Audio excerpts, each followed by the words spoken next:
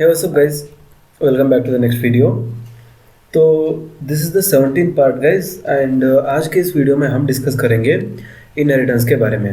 तो already 16 videos यहाँ पे इस सीरीज़ में बन चुके हैं जो कि जावा के डेफिनेशन से लेकर हमने इनहेरिटेंस तक डिस्कस किया था। सो बेसिकली पिछले वीडियो में यहाँ पे आप देख सकते हैं टोटल 79 पेजेस एक पार्ट 1 में है। तो इसके बाद एडवांस जावा होगा वो जो कि इसके आगे जुड़ता जाएगा, ठीक है। तो I mean, just if you have not seen those videos, just check out the playlist guys। तो इससे पहले बहुत सारे वीडियोस अपलोड हो चुके हैं, राइट। तो आज के इस टॉपिक है guys basically inheritance, right. So what is inheritance, क्यों यूज़ किया जाता है, बेनिफिट्स ऑफ इनहेरिटेंस और बहुत सारे उल्टे सीधे प्रोग्राम्स जो कि बिल्कुल आपके दिमाग को हिला देंगे, ठीक है। तो जितने उल्टे सीधे प्रोग्राम्स हम आज जब भी हम सीखते हैं तब देखेंगे उतना ही हमें कम तकलीफ होगा गाइस जब हम इंटरव्यू को फेस करते हैं। तो बेसिकली मैं सिर्फ एक एग्जांपल भी दे सकता हूँ इनहेरिटेंस, उसका डेफिनेशन, टाइप्स, और उसके बाद एक एग्जांपल में भी इनहेरिटेंस को समझा सकता हूँ। लेकिन जैसे कि अगर हमारे वीडियोस आपने पहले भी देखे तो मैं एक टॉपिक पे कम से कम 5 या फिर 6 प्रोग्राम्स जो कि बड़े बड़े प्रोग्राम्स होते हैं उसको एक्सप्लेन करता हूँ। जस्ट मकसद यही रहता है कि टफ प्रोग्राम्स अगर आप आज देखेंगे तो कल जब आप कोई इंटरव्यू को क्रैक कर रहे होंगे टेक्निकल राउंड में, जब भी आपसे इंटरव्यूअर पूछेगा दिस यू नो, अगर मैं ऐसे करूँगा तो क्या होगा, उल्टे सीधे कॉम्बिनेशन दिए जाते हैं, तब आपको बहुत ही आसानी होगी गाइस। तो या I know all those things, then you can just answer easily. तो इसी के चलते मैं बहुत सारे एग्जांपल्स को कराने की कोशिश करता हूँ। थ्योरी हम बहुत ही कम सीखते हैं, उससे ज़्यादा हम एग्जांपल्स देखेंगे गाइस, जिससे कि बहुत ही अच्छे से आपको प्रैक्टिस हो जाएगी। Okay, so that's enough introduction I think. अब टॉपिक की तरफ बढ़ते हैं और देखते हैं कि इस जो इनहेरिटेंस है इसको कैसे यूज़ किया जाता है और क्यों यूज़ किया जाता है, ऑल दोज थिंग्स, राइट। तो फर्स्ट ऑफ ऑल डेफिनेशन से मैं स्टार्ट करना चाहूँगा। One class acquiring the properties of another class is known as inheritance, ठीक है। तो एक क्लास दूसरे क्लास के जो प्रॉपर्टीज लेता है उसी को हम बोलते हैं इनहेरिटेंस। तो ये सिंपल सा डेफिनेशन है गाइस इनहेरिटेंस का, बहुत ही सिंपल। मान लो क्लास ए है और दूसरा क्लास बी है, तो क्लास ए में जो भी प्रॉपर्टीज होती है उसको क्लास ए में बी में अगर हम कॉपी करेंगे या फिर उसको इनहेरिट करेंगे, तो इनहेरिटेंस ऐसे समझ सकते हैं, बेटा जो होता है बाप से सभी प्रॉपर्टीज़ या फिर जो पेरेंट्स होते हैं उनसे सभी प्रॉपर्टीज़ को इनहेरिट करता है। तो अगर बेटा या फिर बेटी में पेरेंट्स के जो भी जो प्रॉपर्टीज़ होते हैं उसी को तो इनहेरिट किया जाता है। तो सेम कॉन्सेप्ट यहाँ पे भी अप्लाई होता है गाइस। जो क्लास प्रॉपर्टीज़ को लेता है उसे हम कहते हैं सब क्लास, और जो क्लास प्रॉपर्टीज़ को शेयर कर रहा है या फिर दे रहा है उसे कहते हैं सुपर क्लास। देने वाला सुपर और लेने वाला सब, जस्ट इतना ही है, ठीक है। तो अब इसके बाद देखिए, the class which shares the properties is known as super class. Just now we have said the class which shares, मतलब जो भी क्लास दे रहा है प्रॉपर्टीज उसको हम बोलते हैं super class. The class which takes the properties is known as sub class, यानी कि जो क्लास प्रॉपर्टीज को दे रहा है उसको हम सब क्लास बोलेंगे। So inheritance is also known as is a relationship. तो बहुत सारे लोगों को इज अ रिलेशनशिप ऐसे नाम से भी पूछा जाता है इसको, तब आपको ये नहीं कहना है कि आई डोंट नो, ठीक है। तो is a relationship, inheritance one and the same, तो सेम ही मतलब होता है। और उसके बाद inheritance can be achieved with the help of x tends keyword. तो जो कीवर्ड यूज़ होता है इनहेरिटेंस एक्सेस करने के लिए या फिर अचीव करने के लिए उसको हम बोलते हैं एक्सटेंड्स कीवर्ड, ठीक है। तो एक्सटेंड्स कीवर्ड अगर हम यूज़ करेंगे तो वहाँ पे इनहेरिटेंस को यूज़ किया जाता है। अब इसको हम प्रैक्टिकली जब भी एग्जाम्पल यहाँ पे एक्लिप्स में लिखेंगे तब आपको पूरी तरह से समझ में आ जाएगा, डोंट वरी। तो इसमें बेसिकली 4 टाइप्स है गाइस, बहुत ही इंपॉर्टेंट 4 टाइप्स है इनहेरिटेंस में। पहला है सिंगल लेवल इनहेरिटेंस, उसके बाद मल्टी लेवल इनहेरिटेंस, उसके बाद मल्टीपल इनहेरिटेंस, उसके बाद हायरार्कियल इनहेरिटेंस, और लास्ट में आता है हाइब्रिड इनहेरिटेंस, जो कि इन चारों में से किसी का भी कॉम्बिनेशन हो सकता है। तो जब भी आपसे पूछा जाए कि इनहेरिटेंस में कितने टाइप्स है, तो बेसिकली मेनली 4 टाइप्स है, और 5 भी बोलेंगे तो कोई प्रॉब्लम नहीं है, 5 टाइप्स हम बोल देंगे, ठीक है। तो पहला है सिंगल लेवल, उसके बाद मल्टी लेवल और मल्टीपल, उसके बाद हायरार्कियल इनहेरिटेंस और उसके बाद हाइब्रिड इनहेरिटेंस। अब इनमें से सभी का अपना अपना महत्व है गाइस, क्यों इनको ऐसे कैटेगराइज किया गया, इनका मतलब क्या होता है, सभी को एक के बाद एक हम देखेंगे, ठीक है। तो बेसिकली देखिए, जब भी मैं कहता हूँ कि इनहेरिटेंस, ठीक है, तो आपके मन में एक ज़रूर सवाल आता होगा कि कितने क्लासेस को हम इनहेरिट कर सकते हैं। तो बेसिकली जितने चाहे क्लासेस को आप उतने इनहेरिट यहाँ पे कर सकते हैं गाइस। पहले मैं सिंगल लेवल इनहेरिटेंस के बारे में बात करना चाहूँगा। तो सिंगल लेवल इनहेरिटेंस यहाँ पे क्या होता है, it's a combination of one super class and one सब क्लास। यहाँ पे एक सुपर क्लास और एक सब क्लास को मिलाकर जो इनहेरिटेंस बनता है उसको सिंगल लेवल बोलते हैं, क्योंकि सिर्फ एक ही पीढ़ी का, मतलब देखिए, आप जो भी अपने पापा से हम इनहेरिट करते हैं उसको हम बोलेंगे सिंगल लेवल। अब जो भी हम अपने ग्रैंडफादर या फिर जो अपने दादाजी होते हैं उनसे अगर कुछ इनहेरिटेंस और कुछ प्रॉपर्टीज हम ले रहे हैं तो उसके बोलेंगे मल्टी लेवल, ठीक है। तो यहाँ पे एक जनरेशन है तो सिंगल लेवल, दो जनरेशन है या फिर दो से ज़्यादा है तो मल्टी लेवल कहा जाता है। तो देखिए यहाँ पे एक क्लास है जो कि क्लास ए है, ठीक है। तो एक क्लास ए है। अब इसमें क्लास ए, इसमें कुछ स्टेटमेंट्स है, कुछ वेरिएबल्स हो सकते हैं वगैरह वगैरह, ठीक है। तो इसको एरो ऐसे दिया जाता है, इसको ऐसे रिप्रेजेंट किया जाता है, मतलब जिस तरफ एरो होता है वो सुपर क्लास होता है।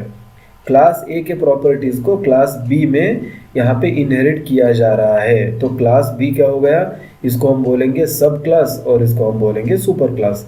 तो इसको क्या बोलेंगे हम, इसको बोलेंगे सुपर, यानी कि ये प्रॉपर्टीज़ दे रहा है। तो यहाँ पे एरो पे मत जाना गाइस, ठीक है। एरो जो होता है सुपर क्लास की तरफ होता है। इसका मतलब क्या हुआ, यहाँ पे क्लास बी एक्सटेंड्स, देखिए एक्सटेंड्स ऐसे कीवर्ड को यूज़ करना चाहिए हमें। Class B extends class A, मतलब जो भी प्रॉपर्टीज, जो भी इंस्टेंस प्रॉपर्टीज, ठीक है। तो इंस्टेंस मेंबर्स जो भी होते हैं सिर्फ उन्हीं को कॉपी किया जाता है। स्टैटिक वेरिएबल्स या फिर स्टैटिक मेंबर या फिर स्टैटिक मेथड्स है तो उनको यहाँ पे इनहेरिट नहीं किया जाता, उनको कॉपी नहीं किया जाता। ये बहुत ही इंपॉर्टेंट पॉइंट है guys, right. So only instance members are being inherited to the सब क्लास। तो class B extends class A, मतलब यहाँ पे सिर्फ क्लास का नाम लिखना है, class B extends class A, और यहाँ पे कुछ भी मेथड्स हो सकते हैं, ठीक है। तो मान लो यहाँ पे x इक्वल टू, ठीक है, तो x इक्वल टू यहाँ पे क्या है गाइस, x इक्वल टू 10 है। सॉरी मैं अच्छे से नहीं लिख पा रहा हूँ, सॉरी। x इक्वल टू 10 है और यहाँ पे क्या है, यहाँ पे y इक्वल टू 20 है, ठीक है। तो जब आप एक ऑब्जेक्ट क्रिएट करेंगे कुछ इस तरह से, और ये क्लास ए का ऑब्जेक्ट है आप मान लो, तो इसमें कितने वेरिएबल्स होंगे गाइस, इसमें सिर्फ एक वेरिएबल होगा जो कि x होगा। तो x इक्वल टू 10 होगा। लेकिन अगर वही आप ये जो क्लास b है, क्लास b का अगर ऑब्जेक्ट क्रिएट करते हैं तो इसमें कितने वेरिएबल्स होंगे, इसमें दो होंगे गाइस। एक जो हमने इनहेरिट किया था ऊपर के क्लास से, तो x इक्वल टू 10 एक रहेगा, और उसके बाद दूसरा वेरिएबल जो कि क्लास b का खुद का वेरिएबल है जिसका वैल्यू y इक्वल टू 20 है। तो दो वेरिएबल्स रहते हैं इसमें, क्योंकि एक तो इसने y इक्वल टू 20 अपना है और एक दूसरा जो कि क्लास ए से इसने ले लिया था। तो इसे कहते हैं गाइस इनहेरिटेंस। तो यही यूज़ होता है, लाइक इनहेरिटेंस अगर करेंगे तो बार बार हमें सेम वेरिएबल्स अगर हम यूज़ कर रहे हैं तो उनको बार बार लिखने की ज़रूरत नहीं है, और कोड रिविजिबिलिटी बढ़ती है और मॉड्यूलरिटी बढ़ती है, बहुत सारे एप्लीकेशन इसके होते हैं, ठीक है। तो उसका एक बहुत ही बड़ा पिलर है या फिर इम्पोर्टेंट कॉन्सेप्ट है। अब सिंगल लेवल इनहेरिटेंस आपको पता चल गया, सिर्फ एक सुपर क्लास रहेगा तो हम उसको बोलेंगे सिंगल लेवल इनहेरिटेंस।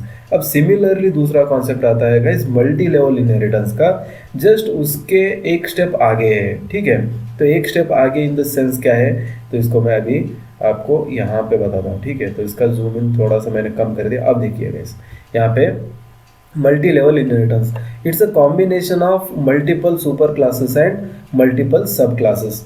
बहुत सारे सब क्लासेस और बहुत सारे सुपर क्लासेस को जो मिलाकर हम कॉम्बिनेशन बनाते हैं उसको हम बोलेंगे multi level inheritance. In the sense यहाँ पे देखिए पहला मेरा क्लास क्या है, क्लास ए है, ठीक है। तो क्लास ए, और उसको इनहेरिट कर रहा है क्लास बी। क्लास ए को क्लास बी ने इनहेरिट किया और क्लास बी को क्लास सी ने इनहेरिट कर दिया। तो इसको बोलेंगे मल्टी लेवल इनहेरिटेंस। यहाँ से एक से ज़्यादा लेवल है, ये फर्स्ट लेवल इनहेरिटेंस हो गया क्लास बी, और ये class C second level inheritance हो गया। अब यहाँ पे क्या होता है गाइस, मान लो ये जो प्रॉपर क्लास ए के प्रॉपर्टीज सभी को इसमें कॉपी किया जाएगा क्लास बी में, और क्लास बी के सभी प्रॉपर्टीज को क्लास सी में कॉपी किया जाएगा, जो इंस्टेंस प्रॉपर्टीज, ओके। तो क्लास ए में जो भी वेरिएबल थे उनको क्लास बी में ले लिया गया और क्लास बी से क्लास सी में आएगा। तो इनडायरेक्टली मैं कह सकता हूँ कि क्लास ए के सभी प्रॉपर्टीज़ क्लास सी में आ जाएंगी। तो यहीं पे ये जो फर्स्ट लेवल इनहेरिटेंस यहाँ पे हो गया और ये जो सेकेंड लेवल इनहेरिटेंस यहाँ पे हो गया, मतलब एक से ज़्यादा लेवल अगर हम इंक्लूड कर रहे हैं तो उसको क्या बोलेंगे हम, मल्टी लेवल इनहेरिटेंस। ओके, तो एग्जांपल अगर यहाँ पे भी मैं लेना चाहूँ तो x इक्वल टू यहाँ पे मान लो इसमें 10 है क्लास ए में और इसमें क्या है, ठीक है। तो अगर इसमें मान लो कि y इक्वल टू यहाँ पे 20 है, ठीक है। तो y इक्वल टू 20 है और यहाँ पे z इक्वल टू मान लो 30 है, ठीक है। तो यहाँ पे इनडायरेक्टली जब इनहेरिटेंस होता है क्लास बी और क्लास सी में, तो यहाँ पे मुझे लिखना चाहिए class B extends class A. तो जैसे कि मैंने पिछली स्लाइड में लिखा था, तो यहाँ पे मुझे लिखना चाहिए। अब इसको अगर मैं लिखूंगा, इसको कंसिडर करूंगा तो इसका सुपर क्लास ए हो गया, अगर इसको अगर कंसिडर करूंगा तो इसका सुपर क्लास हो गया। जब क्लास ए और क्लास बी को हम बात करेंगे तो क्लास ए सुपर क्लास है और क्लास बी सब क्लास है। लेकिन अगर हम क्लास बी और क्लास सी की बात करेंगे तो क्लास सी जो है सब क्लास है और जब क्लास बी जो है सुपर क्लास की तरह एक्ट होता है क्योंकि इसके प्रॉपर्टीज़ को ये ले रहा है, ठीक है।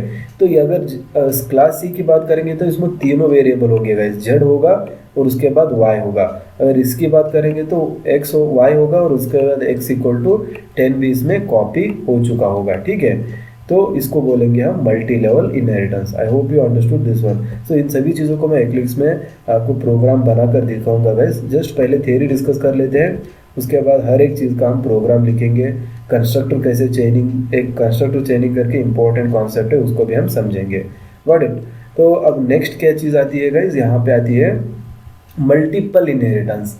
अब ये जो मल्टीपल इनहेरिटेंस है इसका थोड़ा सा मतलब जावा में ये सपोर्टेड नहीं है, क्यों नहीं है, और पाइथन में सपोर्टेड है और उसमें कैसे सपोर्टेड है, इसमें क्यों नहीं है, इसके बारे में मैंने एक सेपरेट स्लाइड डाला है गाइस, वहाँ पे आपको समझ में आ जाएगा पूरी तरह से। बट अभी के लिए जस्ट यू अंडरस्टैंड दैट यहाँ पे मल्टीपल इनहेरिटेंस हमारे जावा में सपोर्टेड नहीं है। तो मल्टीपल इनहेरिटेंस होता क्या है गाइस, ठीक है। तो ये भी बहुत ही सिंपल है। इट्स अ कॉम्बिनेशन ऑफ 2 और मोर सुपर क्लासेस एंड 1 सब क्लास। यहाँ पे बहुत सारे सुपर क्लासेस होंगे और यहाँ पे सिर्फ एक ही सब क्लास होगा, तो इसको बोलेंगे हम मल्टीपल इनहेरिटेंस। इसका मतलब क्या हो गया गाइस, यहाँ पे देखिए एक सब क्लास है मेरा, ये जो सब क्लास है ये प्रॉपर्टीज ले रहा है 2 क्लासेस से, एक सुपर क्लास ये वाला और एक सुपर क्लास दूसरा वाला। तो इन दोनों में से दोनों के ही प्रॉपर्टीज़ को एक कॉपी कर रहा है, ठीक है। तो अगर एग्जाम भी हम लिख रहे हैं तो सिर्फ एक ही इंसान का अगर हम कॉपी नहीं करते, हम मल्टीपल इनहेरिटेंस करते हैं, ठीक है। तो अगर मान लो हम एग्ज़ाम हॉल में ऐसे बैठे हैं, ठीक है, तो एग्ज़ाम हॉल में हम बैठेंगे तो जो भी लेफ्ट में हमारे बैठा होगा उसका भी थोड़ा सा कॉपी कर लेंगे और उसके बाद यहाँ पे आगे जो हमारा बेस्ट फ्रेंड रहता है उसका तो बहुत ही 90% कॉपी कर लेंगे और उसके बाद लेफ्ट में अगर कोई मतलब थोड़ा सा भी परिचय है उसका तो हम उससे भी कॉपी कर लेंगे और पीछे के बंदे से भी कॉपी कर लेंगे। इसका मतलब क्या है, हम जो इन्फॉर्मेशन ले रहे हैं बहुत सारे लोगों से ले रहे हैं, ठीक है, मतलब कॉपी कर रहे हैं हम, ठीक है। तो इसको बोलेंगे हम मल्टीपल इनहेरिटेंस। मतलब एक से ज़्यादा लोगों से हम इन्फॉर्मेशन को अगर हम इनहेरिट करेंगे, हम ले लेंगे, तो उसको हम कह सकते हैं कि मल्टीपल इनहेरिटेंस कर रहे हैं। तो सेम कॉन्सेप्ट यहाँ पे भी जान लो, मल्टीपल इनहेरिटेंस मतलब बहुत एक से ज़्यादा लोगों से और एक से ज़्यादा क्लासेस से इंफॉर्मेशन को कॉपी करना या फिर इनहेरिट करना, इसको बोलते हैं मल्टीपल इनहेरिटेंस। अब ये क्यों सपोर्टेड नहीं है हम नेक्स्ट आगे स्लाइड में जान लेंगे, ओके। बट अभी के लिए आप जस्ट ये मान लो कि सुपर क्लास सब बहुत सारे सुपर क्लासेस से अगर हम एक सब क्लास में इनहेरिटेंस कर रहे हैं तो उसको हम बोलेंगे मल्टीपल इनहेरिटेंस, ठीक है। तो मल्टीपल इनहेरिटेंस हम इसको बोलेंगे। अब नेक्स्ट चीज़ एक लास्ट वन बचती है गाइस जो कि हायरार्कियल इनहेरिटेंस है। तो हायरार्कियल इनहेरिटेंस क्या हो गया गाइस, तो ये भी उसके अपोजिट है। तो ये सब कुछ अपोजिट चलता है, राइट। तो it's a combination of 1 super class and multiple सब क्लासेस। सो मल्टीपल इनहेरिटेंस में क्या था, एक सब क्लास था, बहुत सारे सुपर क्लास थे। यहाँ पे क्या है, एक सुपर क्लास है, बहुत सारे सब क्लासेस है। तो इसको भी मैं सेम एग्जांपल अगर लूँ तो आप एग्जाम में बैठे हैं और यहाँ पे आपका फ्रेंड है, हमेशा कॉपी थोड़े ना हम करेंगे, ठीक है। तो यहाँ पे हमारे बहुत सारे फ्रेंड्स हैं, तो हम क्या करेंगे, इसको भी इंफॉर्मेशन देंगे इसको भी इंफॉर्मेशन आगे वाले को भी थोड़ा सा कुछ बता देंगे, उसके बाद लेफ्ट में भी बता देंगे, राइट, टॉप, बॉटम। तो सभी को अगर मैं इंफॉर्मेशन शेयर कर रहा हूँ तो यहाँ पे क्या हो गया, हायरार्कियल इनहेरिटेंस हो गया। इसका मतलब क्या है, एक सुपर क्लास बहुत सारे सब क्लासेस को इंफॉर्मेशन बांट रहा है या फिर इनहेरिट कर रहा है। तो एक सुपर क्लास है, यहाँ पे दूसरा सब क्लास है, ये इसको इनहेरिट कर रहा है। तो सेम सुपर क्लास को और एक क्लास है, ये भी इनहेरिट कर रहा है और तीसरा भी इनहेरिट कर रहा है। तो इस सिचुएशन में हम क्या है बोलेंगे, हायरार्कियल इनहेरिटेंस या फिर हायरार्चियल भी हम उसको बोल सकते हैं। तो एग्जाम्पल तो मैंने ले लिया एग्जामिनेशन का, जो कि हम बहुत सारे लोगों को अगर इंफॉर्मेशन दे देंगे तो यहाँ पे हायरार्कियल इनहेरिटेंस हो जाएगा। बहुत सारे लोगों से इंफॉर्मेशन लेंगे तो मल्टीपल इनहेरिटेंस, बहुत सारे लोगों को इंफॉर्मेशन देंगे तो हायरार्कियल इनहेरिटेंस। तो पहला था सिंगल लेवल इनहेरिटेंस जहाँ पे सिर्फ एक सुपर क्लास होगा, दूसरा था मल्टी लेवल इनहेरिटेंस जो कि एक से ज़्यादा एक लेवल होगा, मतलब एक सुपर क्लास दूसरा सब क्लास उसके नीचे और एक तीसरा सब क्लास, तो उसको हम बोलेंगे multi level inheritance. I hope आपको अच्छे से समझ में आ गया है कि मतलब इनहेरिटेंस के टाइप्स क्या है और कैसे उसको अचीव किया जाता है। अब देखिएगा इस नेक्स्ट वन है हाइब्रिड, जो कि इसमें से कोई भी आप कंबाइन कर लो उसको हम हाइब्रिड ही बोलेंगे, ठीक है। तो यहाँ पे डायमंड प्रॉब्लम आता है, नेक्स्ट है गाइस उसका नंबर। तो यहाँ पे पहले हम हाइब्रिड इनहेरिटेंस के बारे में थोड़ा सा बात कर लेते हैं। ओके, तो hybrid inheritance it's very simple guys, it's a combination of two और मोर इनहेरिटेंसेस। अगर सिंगल लेवल और इन मल्टी लेवल को अगर कंबाइन कर दूंगा तो हाइब्रिड बन जाएगा, या फिर super classes like hierarchical inheritance और मैं इसको सिंगल लेवल इनहेरिटेंस, कोई भी कॉम्बिनेशन चारों में से कोई भी दो मिला देंगे तो हमें हाइब्रिड इनहेरिटेंस मिल जाएगा। तो hybrid inheritance is supported up to sub extend level only. तो यहाँ पे हाइब्रिड इनहेरिटेंस यहाँ पे सिर्फ एक लेवल के लिए हमारे जावा में सपोर्टेड है। Got it. तो इतनी बात हो गई टाइप्स ऑफ इनहेरिटेंस के बारे में। अब नेक्स्ट देखिएगा इस इनहेरिटेंस क्यों यूज़ किया जाता है, मतलब क्या बेनिफिट्स है इसके, इसको भी थोड़ा सा हम जान लेते हैं। Got it. तो बेनिफिट्स ऑफ इनहेरिटेंस पहला होता है रीयूजेबिलिटी ऑफ कोड, जो कि अगर एक कोड है जिसको हम बार बार यूज़ कर रहे हैं तो उसको बार बार लिखने की कोशिश मत करना गाइस, जस्ट उसको हम इनहेरिट कर देंगे, मतलब वहाँ से कॉपी कर लेंगे, ठीक है। तो रीयूजेबिलिटी होती है। इंस्टेंसेबिलिटी ऑफ कोड, मतलब मॉड्यूलरिटी बनी रहेगी इसमें, मतलब एक एक ब्लॉक करके हम लिख सकते हैं। Got it. तो उसके बाद एनहांसमेंट्स, अगर एक मैंने कोड लिखा है जो कि ठीक है, तो आप मान लो गाइस एक ब्लॉक है, ठीक है, इसी ब्लॉक को यहाँ पे भी कॉपी किया जा रहा है और इसी ब्लॉक को यहाँ पे भी कॉपी किया जा रहा है, ठीक है। तो मतलब 3 ब्लॉक्स है ऐसे, अगर मैं यहाँ पे कुछ चेंज करूँगा, ठीक है, तो यहाँ पे जो भी चेंज करूँगा यहाँ पे भी वो अपीयर होगा और यहाँ पे भी अपीयर होगा। तो इसका मतलब मैंने कुछ गलती कर दी, ठीक है। तो एक वेरिएबल का जो डेफिनेशन था मैंने अच्छे से नहीं लिखा था, तो उसको अगर मैं यहाँ पे चेंज करना चाहता हूँ तो सिर्फ अगर मैं इसी में चेंज कर दूँगा, ठीक है, तो जस्ट मैं इस ब्लॉक में उसको चेंज करूँगा जो कि इस ऊपर वाले ब्लॉक में। अगर इसमें चेंज कर दूंगा तो जैसे कि ये सभी लोग इसी को इनहेरिट कर रहे हैं, इसी को कॉपी कर रहे हैं, तो यहाँ पे भी वो ऑटोमेटिकली चेंज हो जाएगा। तो इसी को कहते हैं गाइस एनहांसमेंट्स। अगर कुछ मैं चेंजेस करना चाहता हूँ तो सिर्फ मैं सुपर क्लास में चेंजेस कर दूंगा, सब क्लासेस में ऑटोमेटिकली हो जाएगा, मुझे बार बार हर एक लाइन चेक करने की कोई ज़रूरत नहीं है। अगर मैं इस कॉन्सेप्ट को नहीं यूज़ करूँगा तो यहाँ पे भी मैंने लिखा होगा और यहाँ पे भी, इसको यहाँ पे भी मैंने मैनुअली चेंज करना है, उसके बाद इस कोड में भी चेंज करना है, इस ब्लॉक में भी चेंज करना है, तो यहाँ पे जो है मैनेज करना बहुत ही टफ हो जाता है। तो इसके चलते हमें इनहेरिटेंस यूज़ करना चाहिए, ठीक है। अब पॉलीमॉर्फिज्म एंड अब्स्ट्रैक्शन प्रिंसिपल्स कह के 2 इम्पोर्टेंट प्रिंसिपल्स आते हैं गाइस, जो कि उसके और 2 इम्पोर्टेंट पिलर्स है। तो अब इस बात पे इसी को मतलब एक ऐसा समझ लो कि पॉलीमॉर्फिज्म जो है पूरा का पूरा इनहेरिटेंस पे टिका हुआ है और abstraction is also depending on the inheritance itself. तो दोनों में इनहेरिटेंस ही यूज़ किया जाता है। ये जो जावा के ऊप्स कॉन्सेप्ट है गाइस, एक को दूसरा रिलेट करता है। तो पहला कॉन्सेप्ट हमने सीखा, उसके बाद उसी को हमने दूसरे में यूज़ किया, अब दूसरा जो सीख रहे हैं तीसरे और चौथे में उसको यूज़ किया जाता है। तो बेसिकली सब कुछ इंटर रिलेटेड होता है गाइस, गॉट इट। तो polymorphism and abstractions are the important principles which works on the inheritance concepts. Okay, तो जस्ट इतना आप इसी के लिए समझ लो, like benefits of inheritance. Okay, तो आफ्टर दिस अब क्या होता है गाइस, अब मैं थोड़े से एग्जांपल्स भी आपको दिखाना चाहूँगा, लेकिन उससे पहले कंस्ट्रक्टर चेनिंग जो है बहुत ही इंपॉर्टेंट कॉन्सेप्ट है, इसको भी देख लेते हैं। लेकिन उससे पहले अब नेक्स्ट चीज़ क्या होगी गाइस, लाइक एक एग्जांपल हम देख लेते हैं, क्लास ए क्लास बी, क्या कुछ हमने अभी एक्सटेंड्स कीवर्ड यूज़ किया तो उसको। अब इनहेरिटेंस यहाँ पे पैकेज है, इसमें मैं एक नया क्लास यूज़ करूँगा। ओके, तो यहाँ पे देखिए डेमो, ठीक है, तो डेमो 1 से मैं स्टार्ट करूँगा इसको। ठीक है, तो डेमो 1 मैंने क्रिएट कर लिया। Got it guys. अब डेमो 1 में मैं क्या करूँगा गाइस, ठीक है, तो एक क्लास मैंने क्रिएट कर लिया डेमो 1, राइट। तो इसमें एक वेरिएबल ले लेता हूँ int x equal to 10। int x equal to 10 एक वेरिएबल हमने ले लिया, और इसमें एक मेथड भी हम लिखते हैं void, और उसका नाम ले लेते हैं टेस्ट। ठीक है, तो इसमें कोई भी कोई भी यहाँ पे आर्गुमेंट हम नहीं लिख रहे, जस्ट एक SOP स्टेटमेंट लिखेंगे, system.out.println, और यहाँ पे मैं लिखूँगा इनसाइड। ओके, तो इनसाइड डेमो 1 क्लास। ठीक है, तो आप इससे आपको पता चलेगा कि कैसे इनहेरिटेंस होता है, क्या कुछ होगा। ठीक है, अब मैंने एक सिंपल सा क्लास बना लिया गाइस, उसमें सिर्फ एक SOP स्टेटमेंट है, इनसाइड डेमो 1 क्लास। ओके, अब दूसरा क्लास मैं बना लेता हूँ यहाँ पे, इसका नाम होगा डेमो 2, और जो कि मैं सेम पैकेज में बना रहा हूँ। ओके, तो क्लास डेमो 2 भी मैंने बना लिया। ओके, तो गॉट इट, क्लास डेमो 2 बना लिया। अब इसमें मैं क्या करूँगा, क्लास डेमो 2, ओके, तो क्लास डेमो 2 एक्सटेंड्स डेमो 1 लिख दूंगा। क्लास डेमो 2 एक्सटेंड्स कीवर्ड्स को ऐसे यूज़ किया जाता है। उसके बाद मुझे लिखना है जो सुपर क्लास जहाँ से हम इसको कॉपी करना चाहते हैं इंफॉर्मेशन को।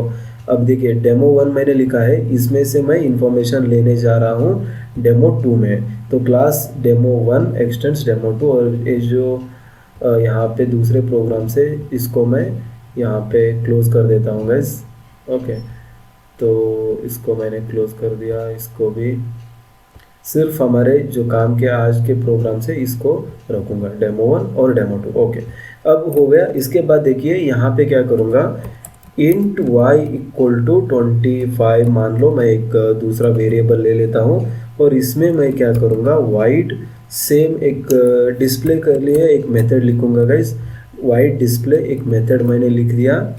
ठीक है, तो अब इसके बाद क्या लिखूँगा, यहाँ पे मैं लिख सकता हूँ लाइक ये sysout, और यहाँ पे मैं लिखूँगा इनसाइड डेमो 2 क्लास। ओके, तो इनसाइड डेमो 2 क्लास मैंने लिख दिया। अब इसमें क्या कुछ मतलब यहाँ पे मैं x को नहीं लिखूँगा, फिर भी मैं इसको प्रिंट करने की कोशिश करता हूँ। अब देखिए system.out.println, और यहाँ पे मैं लिखूँगा x। ठीक है, तो x को मैं यहाँ पे प्रिंट करना चाहता हूँ। अब यहाँ पे इसको अगर मैं रन करूँगा तो यहाँ पे मेन मेथड हमें पहले इसका लिखना होगा गाइस, राइट। तो अभी दूसरा मैं दूसरा एक मेथड ले लेता हूँ जिसको कि हम मेन मेथड बनाएंगे, राइट। तो यहाँ पे देखिए और एक मैंने क्लास बना लिया जिसका नाम मैं दूंगा मेन क्लास। ठीक है, तो मेन क्लास बना देंगे और पब्लिक स्टैटिक वॉइड भी इसमें हम बना देंगे, सेम पैकेज में रहेगा, इनहेरिटेंस पैकेज में। तो इन सभी चीज़ों का मैंने ले लिया। देखिए इसमें बनाया मेन मेथड आ जाता है। अब क्या करेंगे गाइस, इसमें डेमो 2 का हम एक ऑब्जेक्ट क्रिएट कर लेते हैं, डेमो। ठीक है, तो डेमो 2 एंड इसका रेफरेंस वेरिएबल लेटेस्ट से D1 ले लेते हैं, उसके बाद न्यू और उसके बाद डेमो 2 हम यहाँ पे लिख देंगे जो कि कंस्ट्रक्टर होगा अपना। ठीक है, तो मैंने एक ऑब्जेक्ट बना लिया डेमो 2 के नाम से। ठीक है गाइस, देखिए डेमो 1 में हमारा x है, x इक्वल टू 10 है, डेमो 2 में हमारा y इक्वल टू 25 है। यहाँ पे मैंने x को डिफाइन नहीं किया है। अब मेन क्लास में मैंने इन सभी का एक डेमो 2 का सिर्फ मैंने एक ऑब्जेक्ट क्रिएट किया है। अब सिस आउट यहाँ पे मैं लिखूँगा, तो यहाँ पे मैं पहले x को प्रिंट करना चाहूँगा जो कि D1 का रेफरेंस है, तो यहाँ पे मुझे लिखना होगा D1.x लिखूँगा। ठीक है, सॉरी system.print.out, सॉरी, ओके, यहाँ पे मुझे इसको निकालना है D1.x, मतलब डेमो 1 क्लास में जो x की वैल्यू है इसको मैं मेन क्लास में एक्सेस करने की कोशिश कर रहा हूँ। अब सिमिलरली मैं y को भी यहाँ पे एक्सेस करने की कोशिश करूँगा। यहाँ पे देखिए system.out.println और d1.y अगर लिखूंगा तो y भी मुझे यहाँ पे मिलना चाहिए, जो इससे कि आप देख सकते हैं इसमें मैंने x और y को डिफाइन नहीं किया, फिर भी मैं उसको एक्सेस कर सकता हूँ क्योंकि उनको मैंने इनहेरिट किया हुआ है। डेमो 1 के सभी वेरिएबल्स को मैंने डेमो 2 में इनहेरिट करके रखा है, राइट। तो अब मैं इसको अगर रन करूँगा तो गाइज यहाँ पे आप देख सकते हैं, राइट। तो यहाँ पे देखिए 10 एंड 25 मुझे मिल रहा है। तो बेसिकली इनहेरिटेंस ऐसे होता है। तो डेमो 2 में मैंने इंट x इक्वल टू 10 लिखा, जिसको कि मैं डेमो 1 के जो ऑब्जेक्ट जो वेरिएबल था x इक्वल टू 10 उसको मैं डेमो 2 में इनहेरिट कर लिया, और इन दोनों चीज़ों को मैं मेन क्लास में बहुत ही आसानी से एक्सेस कर सकता हूँ, राइट। तो यही होता है गाइज इनहेरिटेंस। तो यहाँ पे डेमो 1 जो है सुपर क्लास हो गया, डेमो 2 जो है सब क्लास होगा, क्योंकि डेमो 2 ने डेमो 1 के प्रॉपर्टीज को ले लिया। Got it. तो इसी को जस्ट एन एग्जांपल था गाइज, ठीक है। तो इसको बोलेंगे हम सिंगल लेवल इनहेरिटेंस। ओके, तो अगर यहाँ पे मैं मल्टी लेवल इसको दिखाना चाहूँगा तो डेमो 3 बना लेता हूँ। Got it. तो डेमो 3 बना देता हूँ गाइज, और डेमो 3 में मैं क्या लिखूँगा, ठीक है। डेमो 3 में मैं लिख देता हूँ z इक्वल टू 29। ओके, तो इंट z इक्वल टू मान लो 30 लिख देता हूँ यार, कोई बात नहीं, ठीक है। तो z इक्वल टू 30, और यहाँ पे क्लास डेमो 3 एक्सटेंड्स डेमो 2। अब इसमें बात क्या आ गई गाइस कि डेमो 2 जो है डेमो 1 जो है पूरा सुपर क्लास था, डेमो 1 को डेमो 2 में इनहेरिट किया गया। अब डेमो 2 को मैं डेमो 3 में इनहेरिट कर रहा हूँ, ठीक है। तो डेमो 3 में इनहेरिट कर रहा हूँ। अब यहाँ पे मैं क्या करूँगा, डेमो 2 का ऑब्जेक्ट नहीं बनाऊंगा गाइस, ठीक है। तो डेमो 3 का ही डायरेक्ट मैं ऑब्जेक्ट बना देता हूँ। अब देखिए यहाँ पे तीनों वेरिएबल को मैं एक्सेस कर पाऊंगा, क्योंकि ये जो इनहेरिटेंस है यहाँ पे मैंने कर दिया है एक्सटेंड्स कीवर्ड की मदद से। अब यहाँ पे x भी आ गया। अब तीसरा मैं ले लूँगा z, ठीक है। तो यहाँ पे मैं z भी ले लेता हूँ। अब इसमें तीनों वेरिएबल को मैं एक्सेस कर पाऊंगा। अब देख सकते हैं आउटपुट यहाँ पे 10, 25 और 30। जैसे कि मैंने सिर्फ ऑब्जेक्ट बनाया डेमो 3 का, और डेमो 1 के जो प्रॉपर्टीज़ है डेमो 2 में आ गई, डेमो 2 की जो प्रॉपर्टीज़ थे डेमो 3 में आ गए। जैसे कि एग्जांपल x, ये डेमो 1 में डिफाइन किया गया है, इसको मैंने डेमो 2 में ले लिया, डेमो 2 में से डेमो 3 में आ गया। तो इसी को बोलते हैं गाइस हम इनहेरिटेंस। तो x को बार बार मुझे लिखने की ज़रूरत नहीं है, सिर्फ मैं एक एक्सटेंड कीवर्ड लिखूंगा। ये लिखना बहुत ही इंपॉर्टेंट है गाइस, अगर मैं इसे हटा दूंगा तो यहाँ पे इनहेरिटेंस नहीं होगा और आप एक्सेस नहीं कर पाओगे। जैसे कि मैं इसको अगर यहाँ से डिलीट कर दूंगा तो आप यहाँ पे देख सकते हैं, ठीक है। तो अगर मैं इसको रन करूँगा तो यहाँ पे एक्सेप्शन आ जाता है, ठीक है। तो मेन क्लास यहाँ पे एक्सेप्शन दिखाएगा, क्योंकि x और y जो है डेमो 2 और डेमो 1 के वेरिएबल्स है। इसको मैं डेमो 3 की मदद से एक्सेस करने की कोशिश कर रहा हूँ, जो कि पॉसिबल नहीं है क्योंकि आपने इनहेरिटेंस नहीं यूज़ किया है। तो उसको अगर यूज़ करना है तो आपको ये जो लाइन है इसको लिखना होगा। अब अगर यहाँ पे मैं इसको सेव करके रन करूँगा तो हमें आउटपुट मिलेगा। तो यही होता है गाइस मल्टी लेवल इनहेरिटेंस, ठीक है। तो दैट्स इट। एंड अब देखते हैं कुछ और एग्जांपल जो कि कंस्ट्रक्टर चेनिंग पर बेस्ड होंगे। बहुत ही इंपॉर्टेंट कॉन्सेप्ट है गाइस कंस्ट्रक्टर चेनिंग। ओके, तो देखिए first of all constructor already हमने डिस्कस किया हुआ है बहुत सारे पिछले वीडियोस में। कंस्ट्रक्टर जो होता है जो कि एक क्लास को इनिशियलाइज, जो कि ऑब्जेक्ट को इनिशियलाइज करने के लिए यूज़ किया जाता है, ठीक है। तो कंस्ट्रक्टर का मतलब तो हमें पता है। अब उसके बाद कंस्ट्रक्टर कॉलिंग स्टेटमेंट्स, यहाँ पे दो टाइप्स ऑफ कॉल्स होते हैं, एक होता है इम्प्लिसिट कॉल और दूसरा होता है एक्सप्लिसिट कॉल। तो मान लो दो क्लासेस है गाइस, ठीक है। एक क्लास ए है और दूसरा क्लास ए है, ठीक है। तो यहाँ पे ये जो क्लास है इसको मैं बोल दूंगा ए क्लास और इसको मैं बोल दूंगा बी क्लास। तो ए क्लास को बी क्लास ने ए क्लास को एक्सटेंड इनहेरिट किया है, मतलब एरो मार्क उस तरफ होगा। तो यहाँ पे जो प्रॉपर्टीज़ ए की होगी सभी प्रॉपर्टीज़ बी में हम एक्सेस कर पाएंगे। Got it. तो अब कंस्ट्रक्टर कॉलिंग स्टेटमेंट क्या करता है कि जब भी हम बी को कॉल करेंगे, जब भी हम बी को यहाँ पे बी का ऑब्जेक्ट हम जब क्रिएट करेंगे तब पहले ए का ऑब्जेक्ट क्रिएट हो जाएगा, उसके बाद ही बी का ऑब्जेक्ट क्रिएट हो सकता है। तो इसी को बोलते हैं गाइस कंस्ट्रक्टर चेनिंग। कंस्ट्रक्टर चेनिंग जो है कभी भी सब क्लास से सुपर क्लास में होती है, ठीक है। तो देखिए कुछ पॉइंट्स हम यहाँ पे लिख के कुछ अंडरस्टैंड कर लेते हैं। द सब class constructor must run super class constructor to initialize the object. तो मान लो इसमें एक कंस्ट्रक्टर मैंने लिखा है, कंस्ट्रक्टर का नाम और क्लास का नाम सेम होता है, और इसमें भी एक कंस्ट्रक्टर मेरे पास है। तो जब भी हम सब क्लास का ऑब्जेक्ट क्रिएट करना चाहते हैं, तो ये जो सब क्लास का कंस्ट्रक्टर है पहले सुपर क्लास के कंस्ट्रक्टर को बुलाएगा। मतलब पहले कौन सा एग्जीक्यूट होगा, पहले सुपर क्लास का कंस्ट्रक्टर एग्जीक्यूट होगा, उसके बाद ही सब क्लास का कंस्ट्रक्टर एग्जीक्यूट हो सकता है। तो यही बात मैंने इस पॉइंट में बताई है। उसके बाद the sub class constructor calls the super class constructor by using super calling statement. तो इसको सुपर कॉलिंग स्टेटमेंट की मदद से ये कॉल करता है guys. If super class is having no arguments constructor the सब class constructor makes an implicit call. इसका मतलब क्या हुआ, ये जो सुपर कंस्ट्रक्टर है या फिर सुपर क्लास कंस्ट्रक्टर है, ये नॉन पैरामीटराइज्ड है। मतलब इसमें कोई एक्सप्लिसिट पैरामीटर्स नहीं है, तो हमें एक्सप्लिसिटली इसमें लिखने की कोई ज़रूरत नहीं होती कि इसको कॉल करो। ये इम्प्लिसिटली जेवीएम अपने आप कर देता है। अब इस सभी चीज़ों को जब मैं एक एग्जांपल लूँगा गाइस, आपको बहुत ही अच्छे से समझ में आ जाएगा, डोंट वरी। ओके, तो उसके बाद इसको हम बोलेंगे इम्प्लिसिट कॉल, जो कि जेवीएम ऑटोमेटिकली कर देता है, हमें इसमें टेंशन लेने की ज़रूरत नहीं है।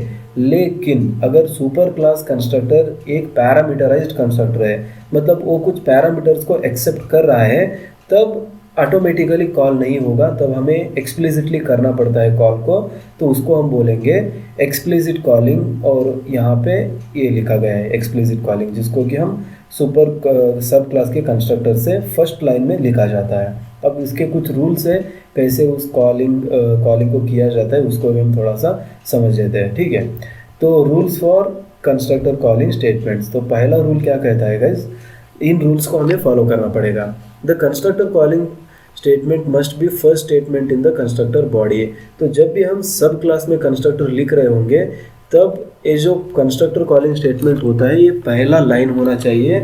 मतलब दूसरे लाइंस को हम लिखे इससे पहले कंस्ट्रक्टर के कॉलिंग, जो कि इम्प्लिसिट कॉलिंग अगर हो रहा है तो ऑटोमेटिकली हो जाएगा, एक्सप्लिसिट कॉलिंग है तो हमें पहले लाइन में ही उसको लिखना होगा।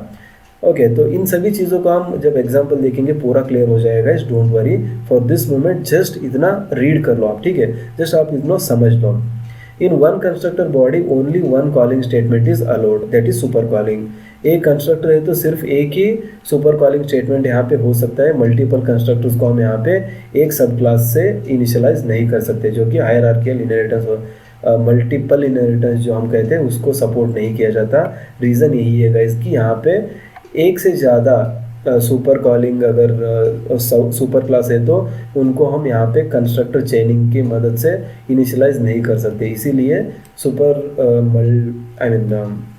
जो मल्टीपल इनहेरिटेंस जो है हमारे जावा में सपोर्टेड नहीं है। ओके, तो उसके बाद the process of running more than one constructor to initialize the object is known as constructor chaining. अब कंस्ट्रक्टर चेनिंग क्या होता है, इसको भी बहुत बार पूछा जाता है गाइस।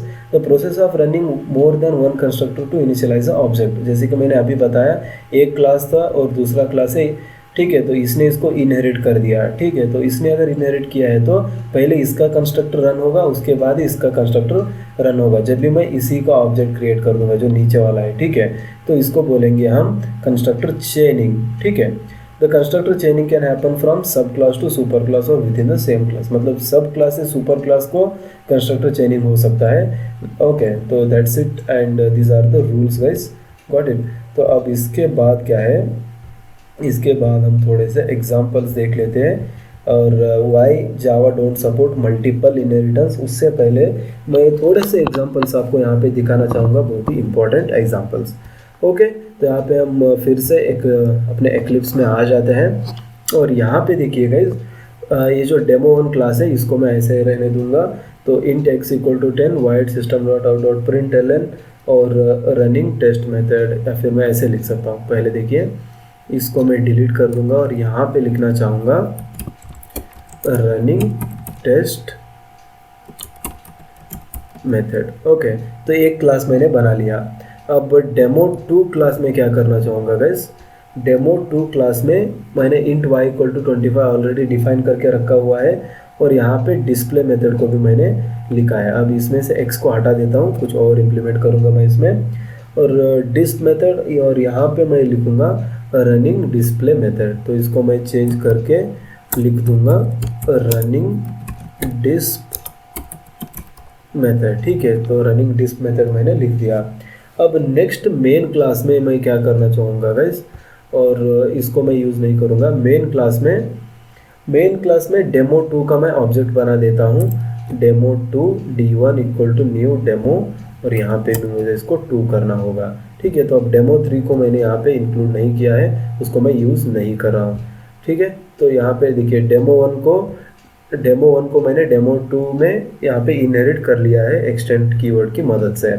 Got it. अब उसके बाद क्या कर रहा हूँ गाइस, यहाँ पे डेमो 2 का ऑब्जेक्ट मैं बना रहा हूँ मेन क्लास में, जो कि मेन क्लास मतलब एग्जीक्यूशन यही से स्टार्ट होगा। अब ये जो z है इसको मैं यहाँ पे यूज़ नहीं करूँगा, क्योंकि उसको एक्सटेंड मैं यहाँ पे ऑब्जेक्ट नहीं बनाने वाला हूँ। अब देखिए डेमो 2 का मैंने ऑब्जेक्ट जैसे कि बना लिया है, तो यहाँ पे कुछ प्रिंट करने की कोशिश करता हूँ। फॉर एग्जाम्पल system.out.println, और यहाँ पे मैं d1.x लिखूँगा। ठीक है, तो d1.x मतलब जो भी डेमो 1 इसमें x की वैल्यू है उसको मैं प्रिंट करना चाहता हूँ। अब इसके अंदर d1.test मेथड को भी मैं कॉल कर देता हूँ। d1.test मेथड उसको मैंने कॉल कर दिया। अब टेस्ट मेथड किस में है गाइस, टेस्ट मेथड हमारा डेमो 1 में है, जिसको मैं मेन क्लास में एक्सेस करने की कोशिश कर रहा हूँ। अब उसके बाद जो भी डेमो 2 के प्रॉपर्टीज़ है उसको भी मैं यहाँ पे ले लेता हूँ, d1.y जो कि डेमो 2 में है।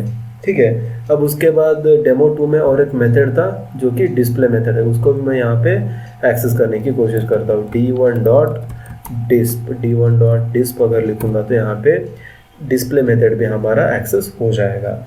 अब जब मैं इसको रन करूँगा गाइस, पहले सेव कर लेता हूँ, अब मैं इसको रन करूँगा। तो यहाँ पे देखिए पहला हमारा प्रिंट स्टेटमेंट क्या है, system.out.println d1.x है। तो x की वैल्यू कितनी थी, 10 थी, जो कि डेमो 1 में था मेरा 10, और मैंने मेन क्लास में उसको एक्सेस कर लिया। ठीक है, तो अब इसको फिर से रन करता हूँ, 10 मेरा आ गया। ठीक है, अब उसके बाद टेस्ट मेथड को मैंने कॉल किया।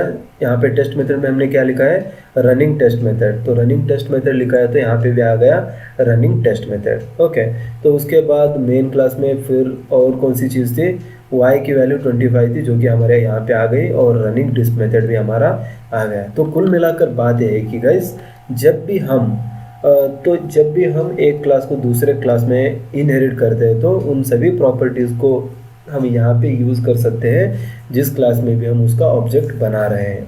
ठीक है, तो ये बात होती है रिगार्डिंग इनहेरिटेंस। तो एक एग्जांपल, सिंपल सा एग्जांपल हो गया गाइस। अब दूसरा एग्जांपल यहाँ पे थोड़ा सा मैं कॉम्प्लिकेटेड लेना चाहूँगा, यहाँ पे आपको थोड़ी सी परेशानी ज़रूर होगी। Got it. तो अब दूसरा एग्जांपल मैं क्या लेना चाहूँगा गाइस। ओके, तो इसको मैं थोड़ा सा विंडो ठीक कर लेता हूँ। ओके, तो यहाँ पे देखिए ओके, तो नया क्लास तैयार कर लेता हूँ गाइस। इन सभी को अब मैं यूज़ नहीं करूँगा। ठीक है, तो यहाँ पे इन सभी को मैं कट कर देता हूँ। अब सेम इनहेरिटेंस पैकेज में नया क्लास मुझे चाहिए, जिसका नाम मैं लूँगा सैम्पल। ठीक है, तो सैम्पल 1 कह के एक क्लास ले लेता हूँ, जो कि सेम पैकेज में रहेगा, इनहेरिटेंस पैकेज में। ओके, तो यहाँ पे मैंने एक पैकेज इनहेरिटेंस से बनाया और उसमें एक क्लास बना लिया। अब इसमें क्या करूँगा गाइस, जो कि हमारा पब्लिक क्लास होगा, तो इसको मैं पब्लिक बना देता हूँ, जो कि मैं इनहेरिटेंस यहाँ पे अचीव करना चाहता हूँ। तो यहाँ पे एक वेरिएबल को डिफाइन कर लेता हूँ, इंट x इक्वल टू 100 मैंने एक वेरिएबल को ले लिया। ठीक है, तो इसके बाद ये इसमें सेम क्लास में दूसरा और एक क्लास बना लेता हूँ मैं, जैसे कि यहाँ पे क्लास sample2, और यहाँ पे लिख दूंगा एक्सटेंड्स, क्लास sample2 एक्सटेंड्स, और यहाँ पे लिख दूंगा sample1। ओके, तो क्लास sample2 जो है sample1 को यहाँ पे एक्सटेंड कर रहा है, मतलब इनहेरिट कर रहा है। मतलब ये जो क्लास sample1 था, इसके प्रॉपर्टीज़ यहाँ पे एक ही प्रॉपर्टी x इक्वल टू 100, इसको मैं क्लास sample2 में कॉपी कर रहा हूँ या फिर इनहेरिट कर रहा हूँ। ठीक है, अब यहाँ पे एक मेथड लिख देता हूँ, लाइक वाइट डिस्प्ले मेथड मैं लिखूँगा, और यहाँ पे कोई भी पैरामीटर नहीं होगा इसका। ठीक है, तो एक सिंपल सा मेथड यहाँ पे है। और इस मेथड के अंदर एक वेरिएबल ऐसे लिखूंगा तो क्या होगा गाइस, यहाँ पे देखिए ये जो ऊट पटांग जो हरकतें हम यहाँ पे करते हैं इसी को इंटरव्यू में पूछा जाएगा गाइस, तो प्लीज़ इसको आप ज़रूर ध्यान से देख लीजिए। अब इंट x इक्वल टू 300 मैंने एक ले लिया, ऑलरेडी x इक्वल टू 200 है, सेम वेरिएबल नेम मैंने ले लिया और इंट x इक्वल टू 300 लिखा, और यहाँ पे कोई भी एरर आपको शो नहीं हो रहा है, मतलब ऐसे लिख सकते हैं, ठीक है। अब यहाँ पे मैं लिखूंगा गाइस, अब यहाँ पे इससे पहले और एक चीज़ मैं क्या करना चाहूँगा, ये जो क्लास sample2 है और एक वेरिएबल ले लाता हूँ, इंट x इक्वल टू 200 मैं ले लूँगा, ठीक है। तो यहाँ पे भी कोई एरर नहीं है, ओके। तो यहाँ पे x इक्वल टू 100 लिया और यहाँ पे x इक्वल टू 200 लिया और यहाँ पे x इक्वल टू 300 ले लिया।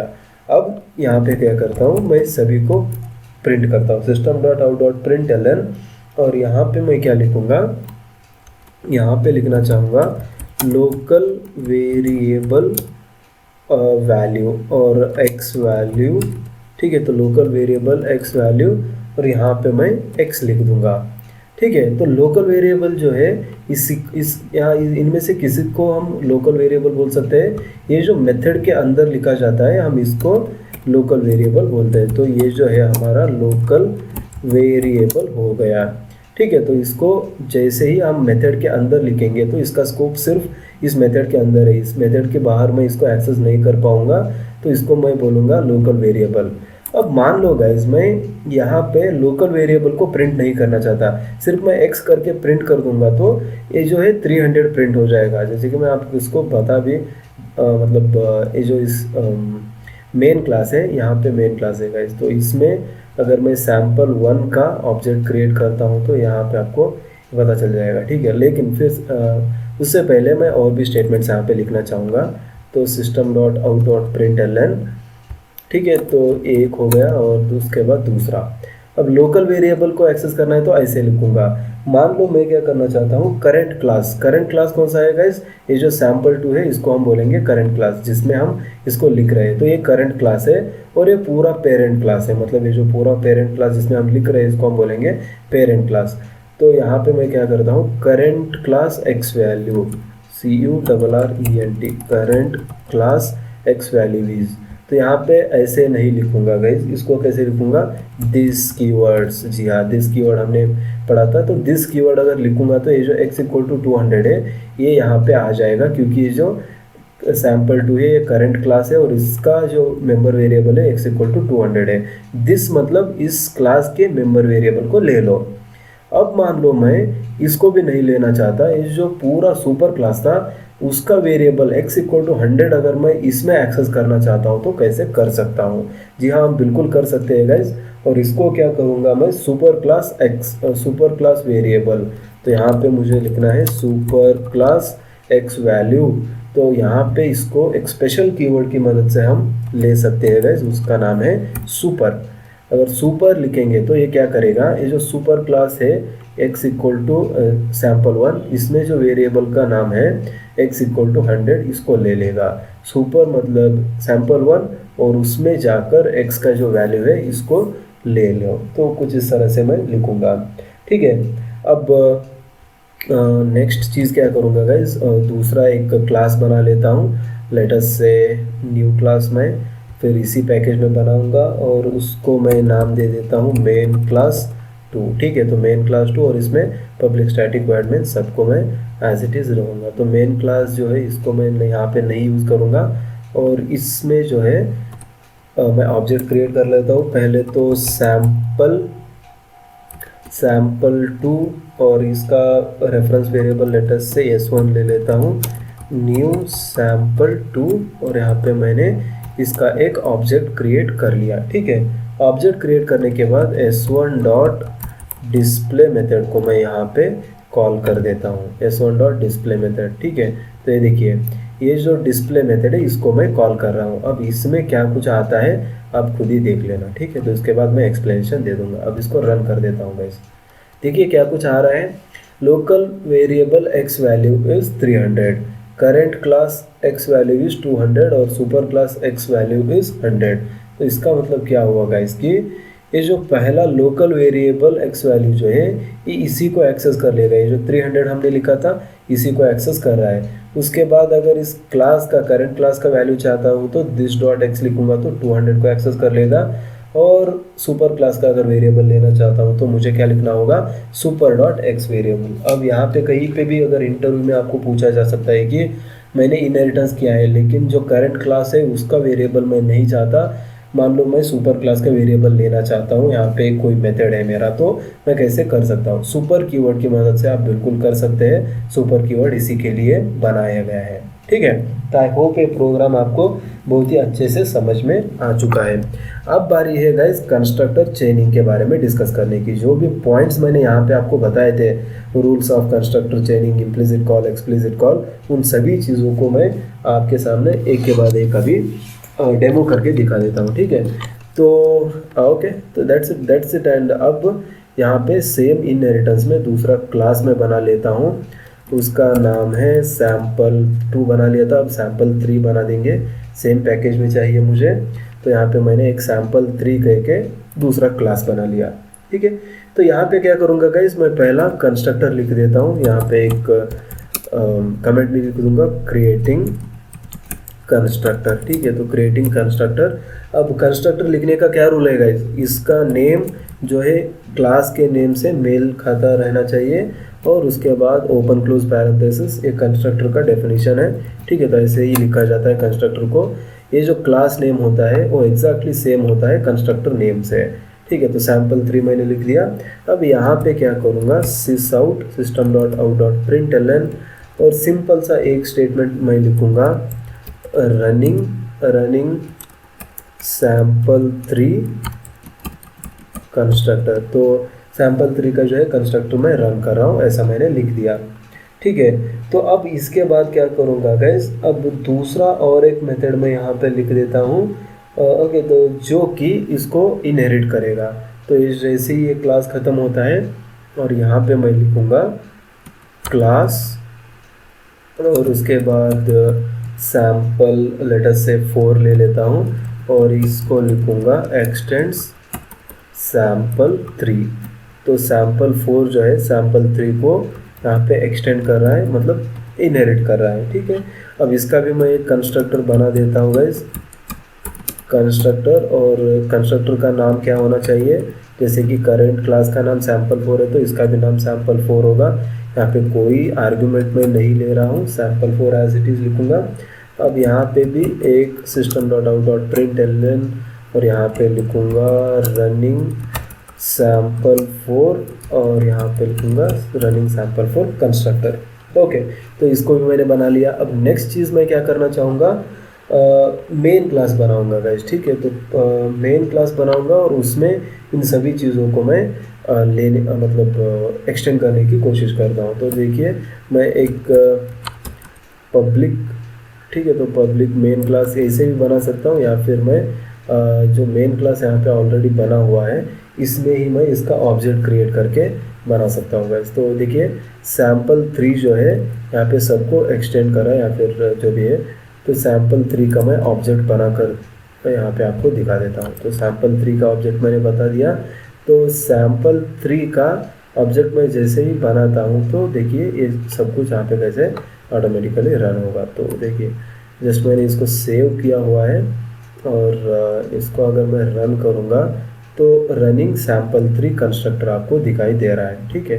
तो रनिंग sample3 कंस्ट्रक्टर, तो इसको ये sample3 को बना रहा है।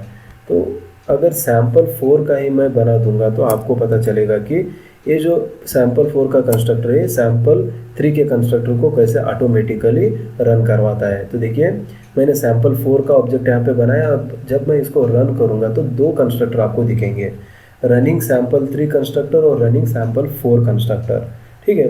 तो sample3 और sample4 जो है यहाँ पे ही लिखे गए हैं sample3 में। तो ये जो sample3 क्लास है इसको यहाँ पे इनहेरिट किया गया है sample4 में। तो मैंने ऑब्जेक्ट किसका बनाया, मैंने sample4 का ऑब्जेक्ट बनाया।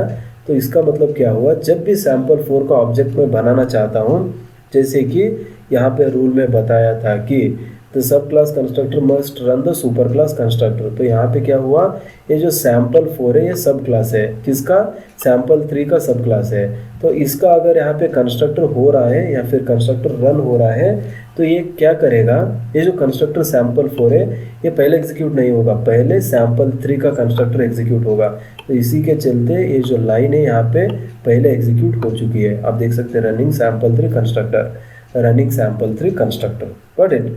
उसके बाद जो है ये सैम्पल 4 का कंस्ट्रक्टर रन होगा। तो इसी को बोलते हैं कंस्ट्रक्टर चेनिंग। तो एक ऑब्जेक्ट को मैं बनाना चाहता हूँ लेकिन मल्टीपल कंस्ट्रक्टर्स को मैं यहाँ पे रन कर रहा हूँ। तो सैम्पल 3 कंस्ट्रक्टर एक रन हो गया और सैम्पल 4 एक कंस्ट्रक्टर रन हो गया। तो the sub class constructor calls the super class constructor by using super calling statement. अब यहाँ पे आप कह सकते हैं कि सुपर कॉलिंग स्टेटमेंट आपने बताया था, यहाँ पे कोई नहीं है। यहाँ पे जो है इम्प्लिसिटली, क्योंकि इसका जो कंस्ट्रक्टर है यहाँ पे कोई आर्ग्यूमेंट नहीं ले रहा है, मतलब यहाँ पे कोई भी आर्ग्यूमेंट नहीं है। तो इसका मतलब मुझे यहाँ पे कोई एक्सप्लिसिटली लिखने की कोशिश ज़रूरत नहीं है, ये ऑटोमेटिकली ले लेता है, ठीक है। तो इसको बोलेंगे हम इम्प्लिसिट। इम्प्लिसिट मतलब ये जो कंस्ट्रक्टर है सैम्पल 4 ऑटोमेटिकली सैम्पल 3 को कॉल कर रहा है, ठीक है। तो इसी को बोलते हैं हम इम्प्लिसिट कॉल, गॉट इट। अब इम्प्लिसिट का मतलब समझ में आ गया। अब दूसरा एग्जांपल लूँगा जहाँ पे मैं आपको एक्सप्लिसिट कॉल भी यहाँ पे समझा दूँगा, गॉट इट। तो अब एक्सप्लिसिट कॉलिंग को हम समझना चाहते हैं तो बेसिकली एक आर्गुमेंट भी हमें लेना चाहिए। तो जस्ट मैं उनको भी यहाँ पे इम्प्लीमेंट करके दिखा देता हूँ, बट ओके। तो नेक्स्ट क्या करेंगे, एक सैम्पल 3 कंस्ट्रक्टर है, ठीक है। इसी में मैं अब सब कुछ चेंज करके दिखा देता हूँ गाइस। अभी SOP system sample 3 constructor is running, उसके बाद सैम्पल 4 एक्सटेंड सैम्पल 3 और सैम्पल 4 जो है यहाँ पे एक आर्गुमेंट ले लेता हूँ। मान लो मैंने ले लिया इंट ARG, मतलब एक आर्गुमेंट है जो कि इंटीजर टाइप है, इसको मैं ले रहा हूँ, ठीक है। तो उसके बाद क्या है, सैम्पल 4 का कंस्ट्रक्टर रन हो रहा है और उसके बाद यहाँ पे मैं दूसरा भी एक सिस्टम डॉट प्रिंट एल लिखूँगा। तो आर्ग्यूमेंट वैल्यू इज़ और आर्ग्यूमेंट वैल्यू इज़ ऐसे लिख के मैं यहाँ पे ARG को कॉन्कैटिनेट कर दूँगा। मतलब जो भी यहाँ पे इनपुट आ रहा है उसको मैं यहाँ पे मतलब प्रिंट करने की कोशिश कर रहा हूँ, बट अब उसके बाद क्या करूँगा गाइस, यहाँ पे और एक क्लास लिखूँगा, ठीक है। तो क्लास लेट अस से सैम्पल 5 एक्सटेंड्स। अब ये किसको एक्सटेंड करेगा, सैम्पल 4 को एक्सटेंड करेगा और यहाँ पे कंस्ट्रक्टर चेनिंग का कॉन्सेप्ट आप देख पाएंगे। तो सैम्पल 5 एक्सटेंड सैम्पल 4, ओके। तो यहाँ पे implicit super calling is undefined, मतलब जब तक हम एक्सप्लिसिट कॉलिंग यहाँ पे नहीं लिख देते तब तक ये एरर आपको दिखाई दे रहा होगा। लेकिन कोई बात नहीं, मैं इसको अभी ठीक कर देता हूँ। अब देखिए सैम्पल 5 का कंस्ट्रक्टर मैं लिखने की कोशिश करूँगा। तो कंस्ट्रक्टर यहाँ पे मैंने लिख दिया और सेम नाम होगा उसका सैम्पल 5 और इसका कोई भी यहाँ पे मतलब ठीक है कोई भी आर्गुमेंट नहीं ले रहा है गाइस। अब इसमें सबसे पहले जैसे कि ये जो कंस्ट्रक्टर है जो कि इसका सुपर क्लास है, सैम्पल 5 का सुपर क्लास क्या है, सैम्पल 4 है। तो इसमें पैरामीटराइज्ड कंस्ट्रक्टर यहाँ पे देख सकते हैं, एक पैरामीटर मैंने इसको पास करना है। तो जब भी मैंने बोला था यहाँ पे देखिए if a super class constructor is having parameterized constructor the सब class constructor should make explicit call. तो एक्सप्लिसिट कॉल यहाँ पे करना पड़ता है। तो जो एक्सप्लिसिट कॉल होता है यहाँ पे रूल में मैंने लिखा था कि the constructor calling statement must be first line in the constructor body. तो सब क्लास के कंस्ट्रक्टर में सबसे पहला लाइन जो है एक्सप्लिसिट कॉल का होना चाहिए। अगर यहाँ पे जो मतलब जो सुपर क्लास का कंस्ट्रक्टर है अगर ये पैरामीटराइज्ड है तो यहाँ पे मुझे क्या लिखना होगा गाइज, सुपर लिखना है, सुपर कीवर्ड लिखेंगे और उसके बाद ओपन क्लोज पैरेंथेसिस और ये जो इंट आर्ग्यूमेंट 1 है इसका कितना वैल्यू मैं पास करना चाहता हूँ। तो इंटीजर है तो ऑब्वियसली इंटीजर पास करना होगा। लेट अस से 25 में पास करूँगा गाइस।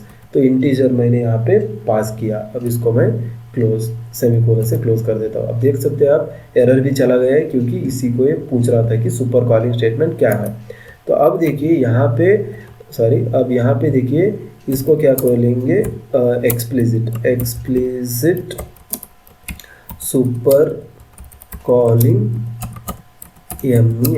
Super calling statement. तो एक्सप्लिसिट सुपर कॉलिंग स्टेटमेंट हो गया। अब यहाँ पे मैंने कोई भी कंस्ट्रक्टर कॉलिंग नहीं लिखा है क्योंकि यहाँ पे इम्प्लिसिटली हो जाता है। अब मैं लिखूंगा भी तो कोई यहाँ पे दिक्कत की बात नहीं है।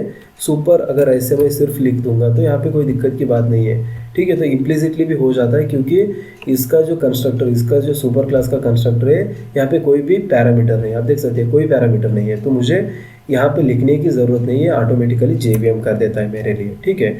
अगर यहाँ पे इसका सुपर क्लास क्या है, सैम्पल 4 है, तो यहाँ पे पैरामीटराइज्ड है तो मुझे यहाँ पे लिखना होगा, एक्सप्लिसिटली मुझे कहना होगा कि उसको कॉल करो, ठीक है। तो अब इतना हो गया, मैंने सुपर कॉलिंग स्टेटमेंट लिख दिया। अब यहाँ पे मैं लिखूँगा, ठीक है, तो रनिंग सैम्पल फाई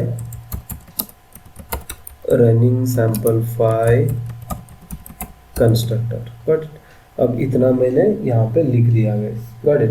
अब क्या करता हूँ, ये जो मेन क्लास है इसमें मैं सैम्पल फाई का ऑब्जेक्ट क्रिएट कर देता हूँ जो कि सबको इनहेरिट कर रहा है। सैम्पल फाई जो है सैम्पल 4 को इनहेरिट करता है, सैम्पल 4 जो है सैम्पल 3, मतलब सबके प्रॉपर्टीज़ यहाँ पे रहने वाले हैं। तो सैम्पल फाई को मैं यहाँ पे सैम्पल फाई को क्रिएट कर देता हूँ, उसका ऑब्जेक्ट मैंने क्रिएट कर दिया, ओके। तो अब इसको मैं सेव करके रन करूँगा तो आप देख पाएंगे पहला क्या होता है, sample 3 constructor is running, then sample 4 constructor running, then argument value is 25, then running sample 5 constructor. तो यहाँ पे रनिफ मैंने लिख दिया है शायद, ठीक है। तो रनिफ मैंने लिखा है रनिंग सैम्पल 5 कंस्ट्रक्टर। अब ये इंपॉर्टेंट है, कंस्ट्रक्टर चेनिंग क्या होता है गाइस, मैंने ऑब्जेक्ट बनाया सैम्पल 5 क्लास का, लेकिन यहाँ पे कंस्ट्रक्टर रन हो रहे, पहले सैम्पल 3 का कंस्ट्रक्टर रन होगा, उसके बाद सैम्पल 4 का कंस्ट्रक्टर रन होगा, उसके बाद सैम्पल 5 का कंस्ट्रक्टर रन होगा।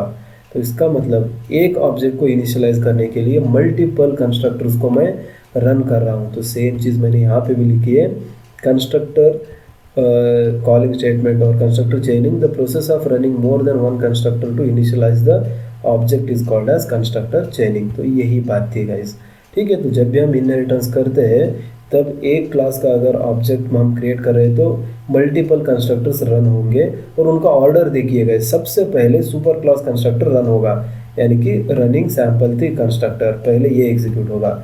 उसके बाद उसका नीचे कौन सा सुपर क्लास है, ये है, मतलब सैम्पल 5 का सुपर क्लास क्या है, सैम्पल 4 है, तो सैम्पल 4 रन होगा और उसी में मैंने एक्स आर्ग्यूमेंट 1 की वैल्यू जो है प्रिंट की हुई है। आर्ग्यूमेंट 1 हमने कहाँ पे पास किया है, यहाँ पे पास किया है, जो कि ये वाला कैच कर लेगा और उसी को यहाँ पे प्रिंट करा है, ठीक है। तो मतलब ये सिंपल सी चीज़ है गाइस, यहाँ पे आर्ग्यूमेंट 1 ए एक्सपेक्ट करा है, तो जब तक ये पास नहीं करेंगे ये प्रिंट नहीं कर सकता। तो इसके चलते पहले ये एग्जीक्यूट होगा, उसके बाद ये होगा और उसके बाद लास्ट में ए हो जाएगा।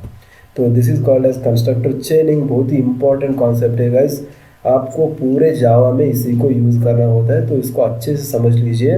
आई होप आपको ये ब्यूटीफुल एक्सप्लेनेशन भी बहुत ही अच्छा लगा होगा, ठीक है। आई होप आपको पूरा आइडिया यहाँ पे लग चुका है, ओके।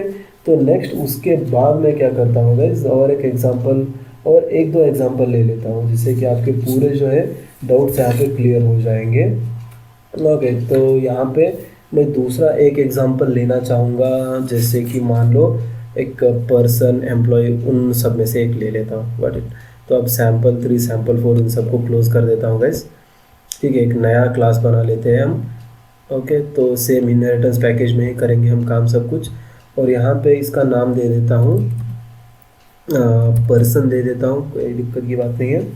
अब पर्सन मैंने ले लिया, इसको मैंने फिनिश कर दिया, ओके। तो क्लास पर्सन हमने बना दिया और इसको हम पब्लिक रहना देते हैं, तो कोई भी एक्सेस कर सकता है। पिछली वीडियो में हमने डिस्कस किया था एक्सेस स्पेसिफायर्स के बारे में। तो पब्लिक मैंने दे दिया। अब इसमें कुछ पर्सन है तो पर्सन के क्या होंगे guys, characters like string name होगा, इसको मैं डिक्लेयर कर देता हूँ। और उसके बाद इंट एज करके एक वेरिएबल ले लेता हूँ। उसके बाद कैर जेंडर ले लेता हूँ, जेंडर भी मैंने ले लिया। अब इसके बाद क्या लूँगा, इसका एक कंस्ट्रक्टर बना देता हूँ गाइस। कंस्ट्रक्टर कैसे लिखा जाता है, सेम क्लास नेम क्या है, पर्सन है, सेम पर्सन, ठीक है। तो सेम क्लास नेम मुझे लिखना है, उसके बाद इसके आर्ग्यूमेंट्स मुझे लिखने होंगे। तो फर्स्ट आर्ग्यूमेंट इसका क्या होगा गाइस, नेम। तो स्ट्रिंग टाइप जो है नेम, स्ट्रिंग नेम है, तो पहला आर्ग्यूमेंट मैंने ले लिया। अब उसके बाद ओके, तो यहाँ पे क्लास बॉडी को कंप्लीट करने के लिए कुछ इंसर्ट करने की सलाह दे रहा है। ओके, बेसिकली इसका जो है ओपन क्लोज यहाँ पे मुझे करना था, तो इसी के चलते एरर है। ठीक है, तो इसको भी मैंने यहाँ पे लिखा हुआ है, और ओके, तो ये धीरे धीरे निकल जाएगा, कोई बात नहीं। ओके, तो उसके बाद हमने यहाँ पे कंस्ट्रक्टर लिखना है। तो कंस्ट्रक्टर में पहला हमने स्ट्रिंग ले लिया, उसके बाद इंट जो है एज होगा। ठीक है, तो उसके बाद क्यार जेंडर होगा। ठीक है, तो इन तीनों वेरिएबल्स को मैंने ले लिया। अब उसके बाद फाइनली क्या होता है कि इनको मुझे इनिशियलाइज करना है। इनिशियलाइज मतलब ये जो तीन वेरिएबल्स हैं इनको मुझे इनिशियलाइज करना है। तो कैसे इनिशियलाइज कर सकता हूँ गाइज? दिस डॉट का मतलब होता है जो भी नेम यहाँ पे मैं यूज़ कर रहा हूँ उसी को, मेंबर वेरिएबल को यूज़ करना है। This dot name is equal to जो भी नेम मैं यहाँ पे पास कर रहा हूँ उसको ले लो, this dot name is equal to name. अब उसके बाद this dot age is equal to age. ठीक है, तो उसके बाद this dot gender is equal to gender, this dot gender is equal to gender मैंने लिख दिया। Got it. अब इसके बाद क्या करता हूँ, दूसरा एक क्लास बना लेता हूँ गाइस, जहाँ पे मैं इन सभी को इनहेरिट करूँगा। तो मैं फिर से गया इनहेरिटेंस पे, दूसरे क्लास पे क्लिक कर दिया। अब क्लास का नेम क्या रखता हूँ गाइस, स्टूडेंट ले लेता हूँ, स्टूडेंट, और सेम पैकेज में रहेगा। ठीक है, तो दिस डॉट स्टूडेंट। और उसके बाद क्या कर लेता हूँ, यहाँ पे पहले तो मैं ये जो पर्सन क्लास है इसको मैं यहाँ पे इनहेरिट करना चाहूँगा, मतलब इसके प्रॉपर्टीज़ को मुझे लेना है। क्लास स्टूडेंट, ठीक है, तो क्लास स्टूडेंट एक्सटेंड्स पर्सन,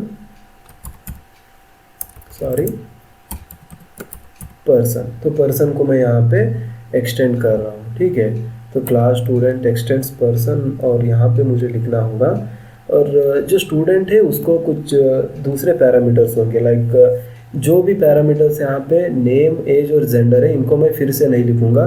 जैसे कि मैंने एक्सटेंड किया है तो ये सब कुछ यहाँ पे कॉपी हो गया होगा, ऑलरेडी इंटरनली हो चुका होता है।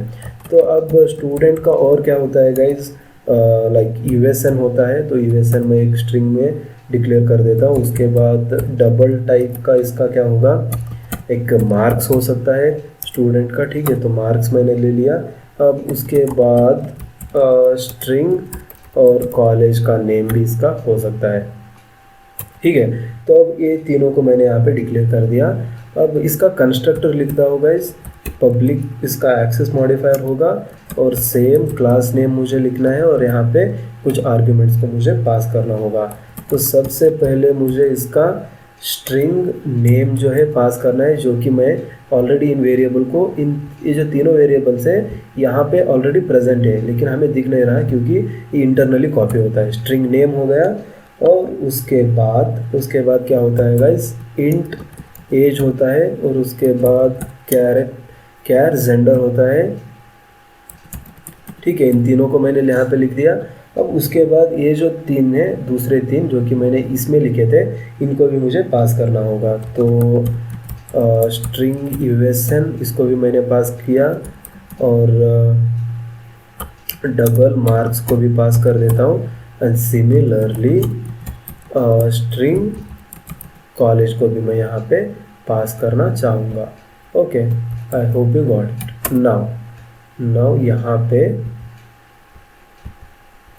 ओके, तो यहाँ पे यस, ओके गाइस, तो यहाँ पे मैं क्या लिखूँगा, ये जो सुपर कॉलिंग स्टेटमेंट है इसको मुझे पहले लिखना होगा।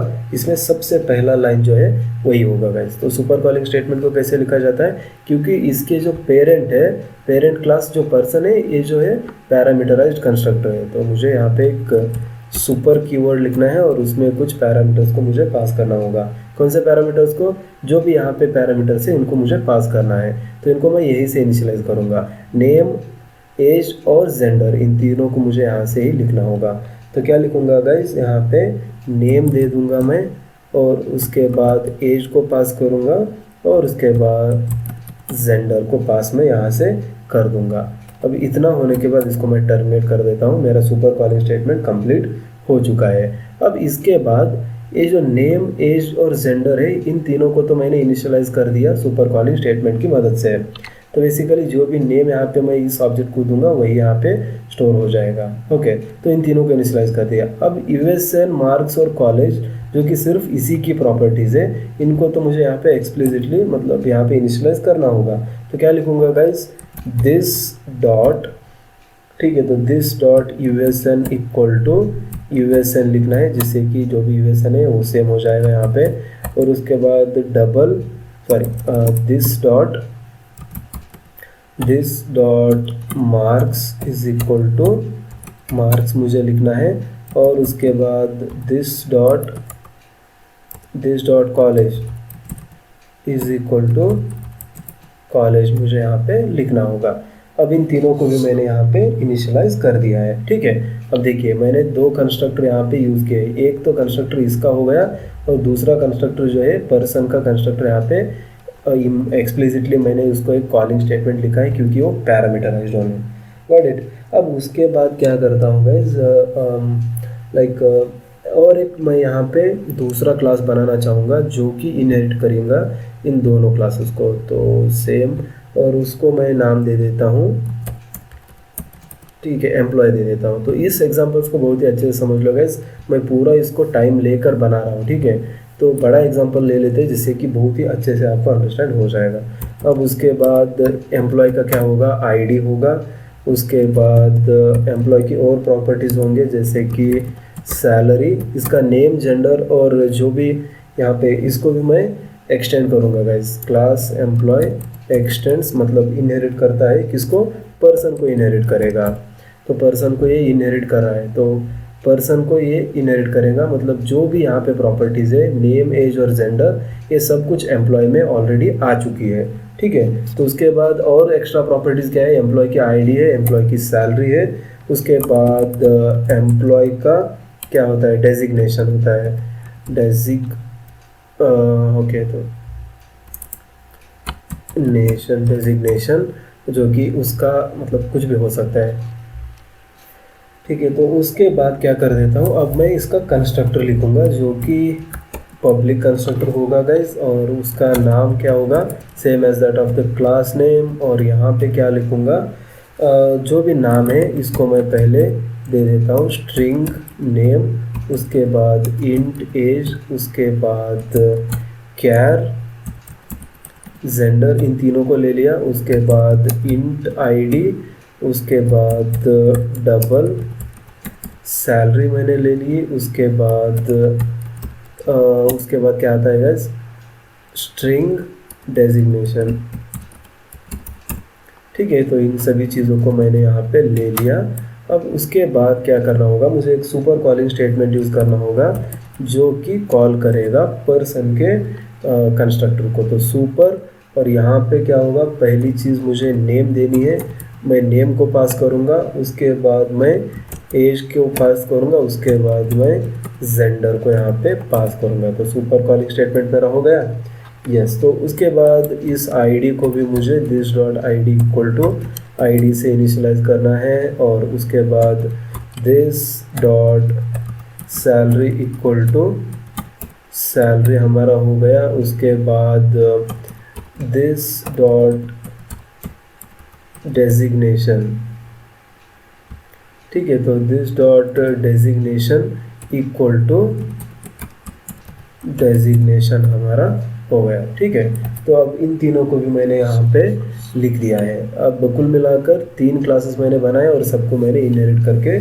सुपर कॉलिंग स्टेटमेंट से मैंने सभी कंस्ट्रक्टर को चेक कर दिया। अब फाइनली एक मेन मेथड बनाऊंगा गाइस, ठीक है। तो मेन मेथड लाइक ऑलरेडी हमारा एक मेन क्लास है, इसी में मैं इनका जो है ऑब्जेक्ट क्रिएट कर लेता हूँ, ठीक है। तो अब क्या करता हूँ गाइस, पहली चीज़ इस लाइन को मुझे हटाना है यहाँ से, no more I don't want those things. अब क्या करता हूँ, पहले पर्सन जो है, पर्सन, ठीक है। तो पर्सन जो है इसका मैं सबसे पहले एक ऑब्जेक्ट को बना लेता हूँ। तो क्या लिखूँगा, person P1 equal to new person. तो person P1 equal to new person लिख दिया। अब यहाँ पे आर्ग्यूमेंट्स मुझे पास करने होंगे गाइस। तो पहला क्या है, इसमें कौन से आर्ग्यूमेंट्स आते हैं। तो आर्ग्यूमेंट्स कितने आएंगे गाइस, इसमें तो इसका कंस्ट्रक्टर में कितने आर्ग्यूमेंट्स आ रहे हैं, 3 है। नेम, एज और जेंडर, इन तीनों को मुझे पास करना है। तो यहाँ पे नेम क्या ले लेंगे, तो नेम डबल कोट्स में ऑलवेज आता है दत्ता, मैं इसका नेम ले लेता हूँ, ठीक है। तो उसके बाद कॉमा, उसका एज कितना चाहिए, एज 23 ले लेता हूँ।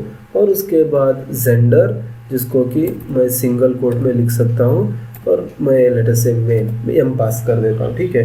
तो इन सभी चीज़ों को मैंने पास कर दिया। अब इसका ऑब्जेक्ट तैयार हो चुका है, यस। अब उसके बाद स्टूडेंट का भी मैं एक ऑब्जेक्ट क्रिएट कर देता हूँ, स्टूडेंट, और इसका रेफरेंस वेरिएबल लेटर से S1 ले लेता हूँ। उसके बाद न्यू लिखूँगा स्टूडेंट, और उसके बाद इसमें क्या कुछ पास करना होगा गाइस। स्टूडेंट में आप देख सकते हैं बहुत सारे पैरामीटर्स है, ठीक है। तो कितने पैरामीटर्स है, 6 पैरामीटर्स, और या फिर हाँ 6 पैरामीटर्स है। नेम है, उसके बाद एज है, जेंडर है, यूएसएन है, मार्क्स है और कॉलेज है। तो इन सभी चीज़ों को मुझे पास करना होगा, ठीक है। तो पहला नेम मैं यहाँ पे पास कर देता हूँ, नेम लेटर से आकाश पास करूँगा। और उसके बाद एज इसका 22 पास करूँगा, ठीक है। उसके बाद जेंडर इसका same as it is male pass करूँगा, ठीक है। तो उसके बाद इसका यूएसएन होगा जो कि स्ट्रिंग टाइप है, तो AK1066 कुछ ऐसे दे दूँगा।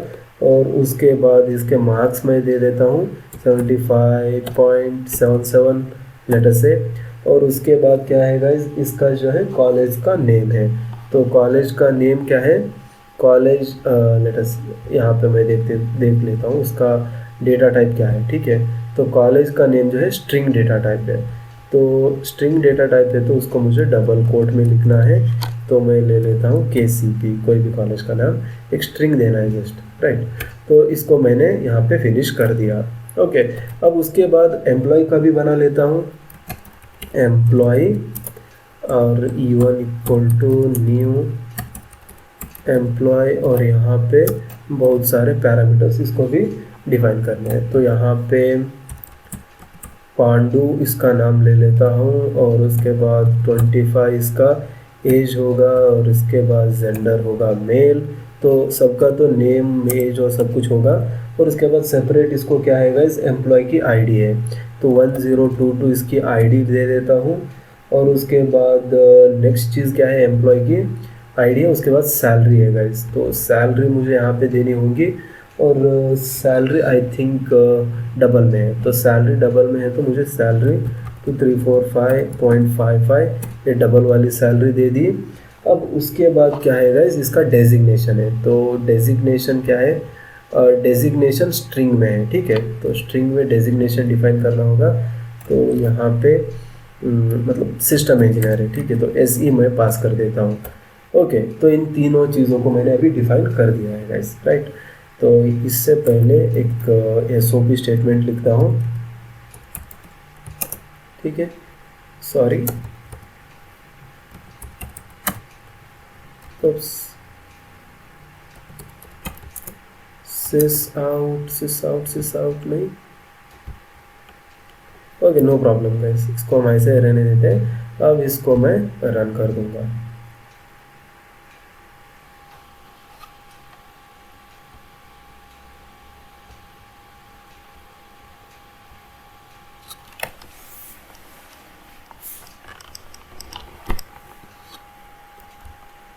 लेकिन उससे पहले यहाँ पे मैं और एक मेथड ऐड करना चाहूँगा। जैसे कि आप देख सकते हैं मैंने सब कुछ तो लिख दिया है, लेकिन यहाँ पे इनको अगर मुझे आउटपुट में देखना है तो यहाँ पे एक मेथड लिख रहा होगा जो कि जो भी नेम, एज और जेंडर है इसको यहाँ पे ये डिस्प्ले कर देगा, ठीक है।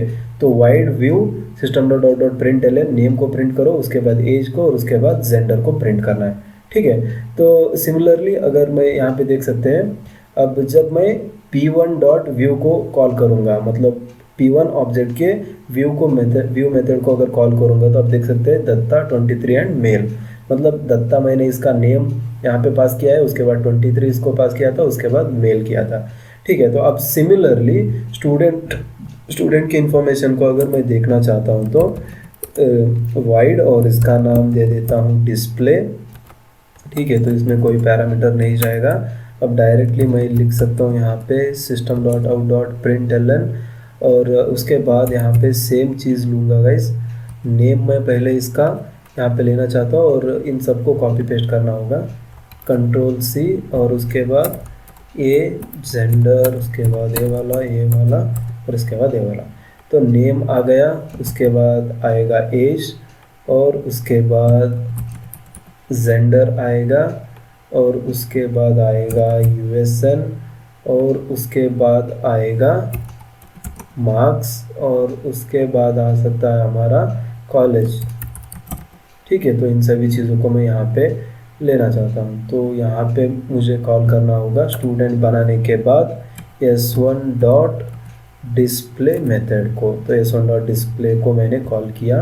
अब सेम चीज़ मुझे करनी होगी एम्प्लॉय के साथ। तो यहाँ पे वाइड, और इसका नाम मैं सिर्फ डिस्प दे देता हूँ गाइस। ठीक है, तो यहाँ पे क्या होगा, system dot out dot println sys out. तो यहाँ पे भी सेम पहले नेम आएगा।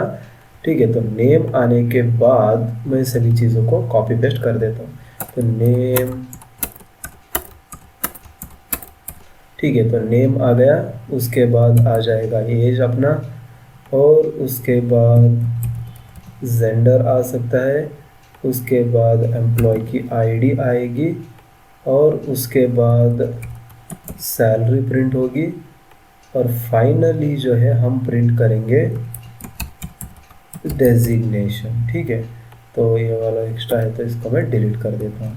ठीक है, तो अब इतना हो गया। अब मेन क्लास में मैं चलूँगा और इसका भी मेथड कॉल करूँगा। तो e1 डॉट, और यहाँ पे आप देख सकते हैं e1 डॉट डिस्प मेथड जो है इसको शो हो रहा है। तो e1 डॉट डिस्प को मैंने कॉल किया। अब इसको सेव कर देता हूँ, और यहाँ पे कुछ एरर दिखा रहा है guys, the method displays undefined for the type student. To fix this, create a method display in type student. तो यहाँ पे ऑलरेडी हमने बनाया हुआ है गाइस। ठीक है, तो डिस्प्ले, यस डिस्प्ले, इसको भी मैं पब्लिक कर देता हूँ। ठीक है, तो पब्लिक वाइड डिस्प्ले। अब इसमें क्या लिखा है मैंने, s1 डॉट डिस्प्ले। ठीक है, यस, ओके गाइस। तो यहाँ पे प्रॉब्लम ये है कि यहाँ पे मैंने डिस्प्ले 1 लिख दिया है, तो इसके चलते एरर हमें आ रहा है। ठीक है, तो अब इसको हम सेव करते हैं। तो अब देख सकते हैं यहाँ पे अब कोई दिक्कत नहीं है। यस, तो यहाँ पे अब हम जब रन करेंगे गाइस तो आपको ब्यूटीफुल आउटपुट यहाँ पे देखने को मिलेगा। तो पहली चीज़ क्या है, जो पर्सन P1 हमने बनाया था उसका नेम दत्ता है, 23 एज है और मेल है। उसके बाद स्टूडेंट S1, उसके डिटेल्स क्या है, आकाश है। उसके बाद एज 22 मेल, उसके बाद उसका यूएसएन AK1066 है, उसके बाद 75.77 मार्क्स, उसके बाद KCP कॉलेज। अब तीसरा एम्प्लॉय जो है पांडु है, उसका जो एज है 25, उसका जेंडर मेल है, उसके बाद उसका आईडी है शायद 1022, उसके बाद सैलरी 123455 और उसके बाद डेजिग्नेशन सिस्टम इंजीनियर। तो कुल मिलाकर इससे ये समझ में आता है कि गाइस ये जो मैं नेम, एज और जेंडर इनको हर एक क्लास में डिफाइन नहीं करूँगा, सिर्फ एक कंस्ट्रक्टर की मदद से उनको कॉल कर लूँगा और यहाँ पे मैं कोड को रीयूज़ कर सकता हूँ। तो ये पूरा कॉन्सेप्ट होता है गाइस इनहेरिटेंस का। तो इनहेरिटेंस ऐसे किया जाता है। और यहाँ पे देख सकते हैं कंस्ट्रक्टर चेनिंग कैसे होता है। सबसे पहले कौन एग्जीक्यूट होगा, सबसे पहले पर्सन एग्जीक्यूट होगा, उसके बाद स्टूडेंट, उसके बाद एम्प्लॉय। तो आप देख सकते हैं स्टूडेंट, पर्सन और इन सबको एग्जीक्यूट एक के बाद एक किया जाता है। और सिर्फ मेन क्लास में मैं इन तीनों का ऑब्जेक्ट बनाऊंगा और उनको कॉल कर दूंगा। तो इसके चलते इन सभी को एक JVM जो है एग्जीक्यूट कर देगा और अपने में आउटपुट मिल जाएगा। Got it. So this is as simple as that guys. तो इसको अच्छे से आपको प्रोग्राम को समझ लेना है। अब इन सभी प्रोग्राम्स को मैं अपने वेबसाइट पे डालता हूँ गाइज, वहाँ से आप चाहे तो इसको यूज़ करना चाहे तो वहाँ से कॉपी कर सकते हैं डायरेक्टली। तो वेबसाइट का लिंक मैं डिस्क्रिप्शन में दे दूँगा। ओके, तो उसके बाद अब क्या आता है गाइज, नेक्स्ट टॉपिक जो है हमारा आता है why don't Java support multiple inheritance. जैसे कि 1 आवर 18 मिनट्स ऑलरेडी हो चुके हैं, लेकिन फिर भी इस कॉन्सेप्ट को मैं आज ही या इसी में कवर कर दूंगा गाइज, जिससे कि कंटिन्यूटी रहेगी। ओके, तो बहुत ही सिंपल है guys, why Java don't support multiple inheritance. तो एक सिर्फ 2 मिनट में समझ लीजिए। Java don't support multiple inheritance because 2 reason है। अ सब class constructor cannot call more than 1 super class constructor.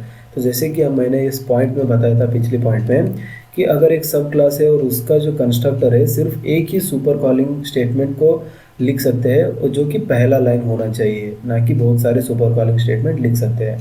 तो उसके बाद दूसरा रीज़न यहाँ पे ये आता है कि ये जो it leads to ambiguity of diamond problem. तो मेन रीज़न तो यही है कि हम जो है एक ही सुपर कॉलिंग स्टेटमेंट, एक ही सुपर कंस्ट्रक्टर को यहाँ पे कॉल कर सकते हैं। मान लो गाइस मल्टीपल इनहेरिटेंस कैसे होता है, एक सुपर क्लास होगा और उसको बहुत सारे एक से ज़्यादा सब क्लासेस इनहेरिट करेंगे।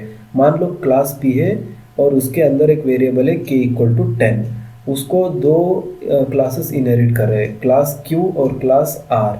ठीक है, तो क्लास क्यू और क्लास आर उन दोनों को इनहेरिट कर रहे हैं। तो उसके बाद क्या होगा गाइस, क्लास पी को किसने इनहेरिट किया, क्लास क्यू ने इनहेरिट किया, और साथ ही साथ क्लास आर ने यहाँ पे इनहेरिट कर लिया।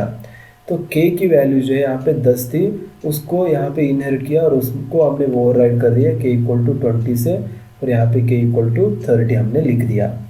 अब मान लो ये जो क्लास Q है और क्लास R है, इन दोनों को कौन इनहेरिट करता है, क्लास K इनहेरिट कर लेता है। ठीक है, तो क्लास K ने इन दोनों को इनहेरिट कर दिया, तो ये दोनों क्लास K के लिए क्या हो गए, क्लास S के लिए सुपर क्लासेस हो गए। तो ये जो k इक्वल टू 20 है ये इसमें कॉपी होगा, और a इक्वल टू 30 ये भी कॉपी होगा। अब बताइए कि k की वैल्यू यहाँ पे क्या होगी। ठीक है, तो k की वैल्यू क्या हो सकती है, एक 20 हो सकती है, एक 30 हो सकती है, लेकिन एग्जैक्टली क्या आप बता सकते हैं कि k की वैल्यू 20 होगी या फिर 30 होगी, क्योंकि ये तो दोनों को कॉपी कर रहा है। ठीक है, तो दोनों को कॉपी कर रहा है और दोनों में सेम वेरिएबल है k, तो k 20 हो सकता है या फिर 30 भी हो सकता है। लेकिन इसी को कहते हैं गाइस एम्बिग्यूटी, मतलब हम यहाँ पे डेफिनेटली नहीं कह सकते कि k की वैल्यू क्या होगी, और इसको डायमंड प्रॉब्लम इसीलिए कहा जाता है कि ये जो है सेफ डायमंड का बन जाता है। तो ऐसे इसको मैंने मिला दिया और इसको मैंने यहाँ से मिला दिया, अगर इसको और यहाँ से ऐसे मिला दूंगा तो ये कुछ डायमंड की तरह दिखता है। ठीक है, तो इसीलिए इसको डायमंड प्रॉब्लम कहा जाता है। और ये जो मल्टीपल इनहेरिटेंस है ये सपोर्टेड नहीं है जावा में, due to this reason only. अब पाइथन में सपोर्टेड है, मैंने ऐसे बोला था जब भी मैं डिस्कस कर रहा था। तो उन्होंने इस एरर को कैसे रिमूव किया, अब सेम सिचुएशन अगर पाइथन में आएंगी तो वहाँ पे k की वैल्यू क्या होगी गाइस, तो उन्होंने एक सिंपल सा रूल कर दिया। ठीक है, तो भैया ठीक है, तो आप इसको भी इनहेरिट कर रहे हैं और आप इसको भी इनहेरिट कर रहे हैं, लेकिन साइमल्टेनियसली तो नहीं कर सकते। मतलब क्लास Q को पहले करेंगे, उसके बाद क्लास R को करेंगे, या फिर क्लास R को पहले करेंगे तो क्लास Q को इनहेरिट बाद में करेंगे। तो सिंपल सा उन्होंने क्या प्रायोरिटी रख दी, जो भी क्लास पहले इनहेरिट होगा k की वैल्यू वही होगी। तो इसका मतलब क्या है, k इक्वल टू 20 अगर मान लो मैंने पहले इनहेरिट किया तो पहले स्टेप में, अब दूसरे स्टेप में k इक्वल टू 30 इनहेरिट कर रहा हूँ तो k की वैल्यू 30 नहीं होगी, k की वैल्यू 20 होगी, क्योंकि जो भी पहला मैंने इनहेरिट किया था फर्स्ट इन फर्स्ट सर्व, तो पहला कौन सा इनहेरिट हुआ उसी को हमने यहाँ पे k की वैल्यू दे दी। सो एग्जाम्पल यहाँ पे मैं k की वैल्यू दे रहा हूँ, कोई भी वेरिएबल हो सकता है। तो ऐसे पाइथन में इस डायमंड प्रॉब्लम को निकाला गया, लेकिन जावा में इसको निकाला नहीं गया है। तो यहाँ पे हम बोल सकते हैं कि multiple inheritance is not supported in Java. ठीक है, तो ये पूरा मतलब एक्सप्लेनेशन एग्जाम्पल सब कुछ हो गया regarding inheritance guys. I hope आपको अच्छे से समझ में आ चुका है। अब नेक्स्ट सेशन में मैं डिस्कस करने जा रहा हूँ जो कि मेथड ओवरलोडिंग है। ठीक है, तो मेथड ओवरलोडिंग क्या होता है, मेथड ओवरलोडिंग को कैसे यूज़ किया जाता है, and all those things I am going to explain in next session. ठीक है, तो जो कि पार्ट 18 होगा। और that's it guys, and I think this session is long enough. अब मिलते हैं नेक्स्ट पार्ट में, तब तक के लिए बाय बाय।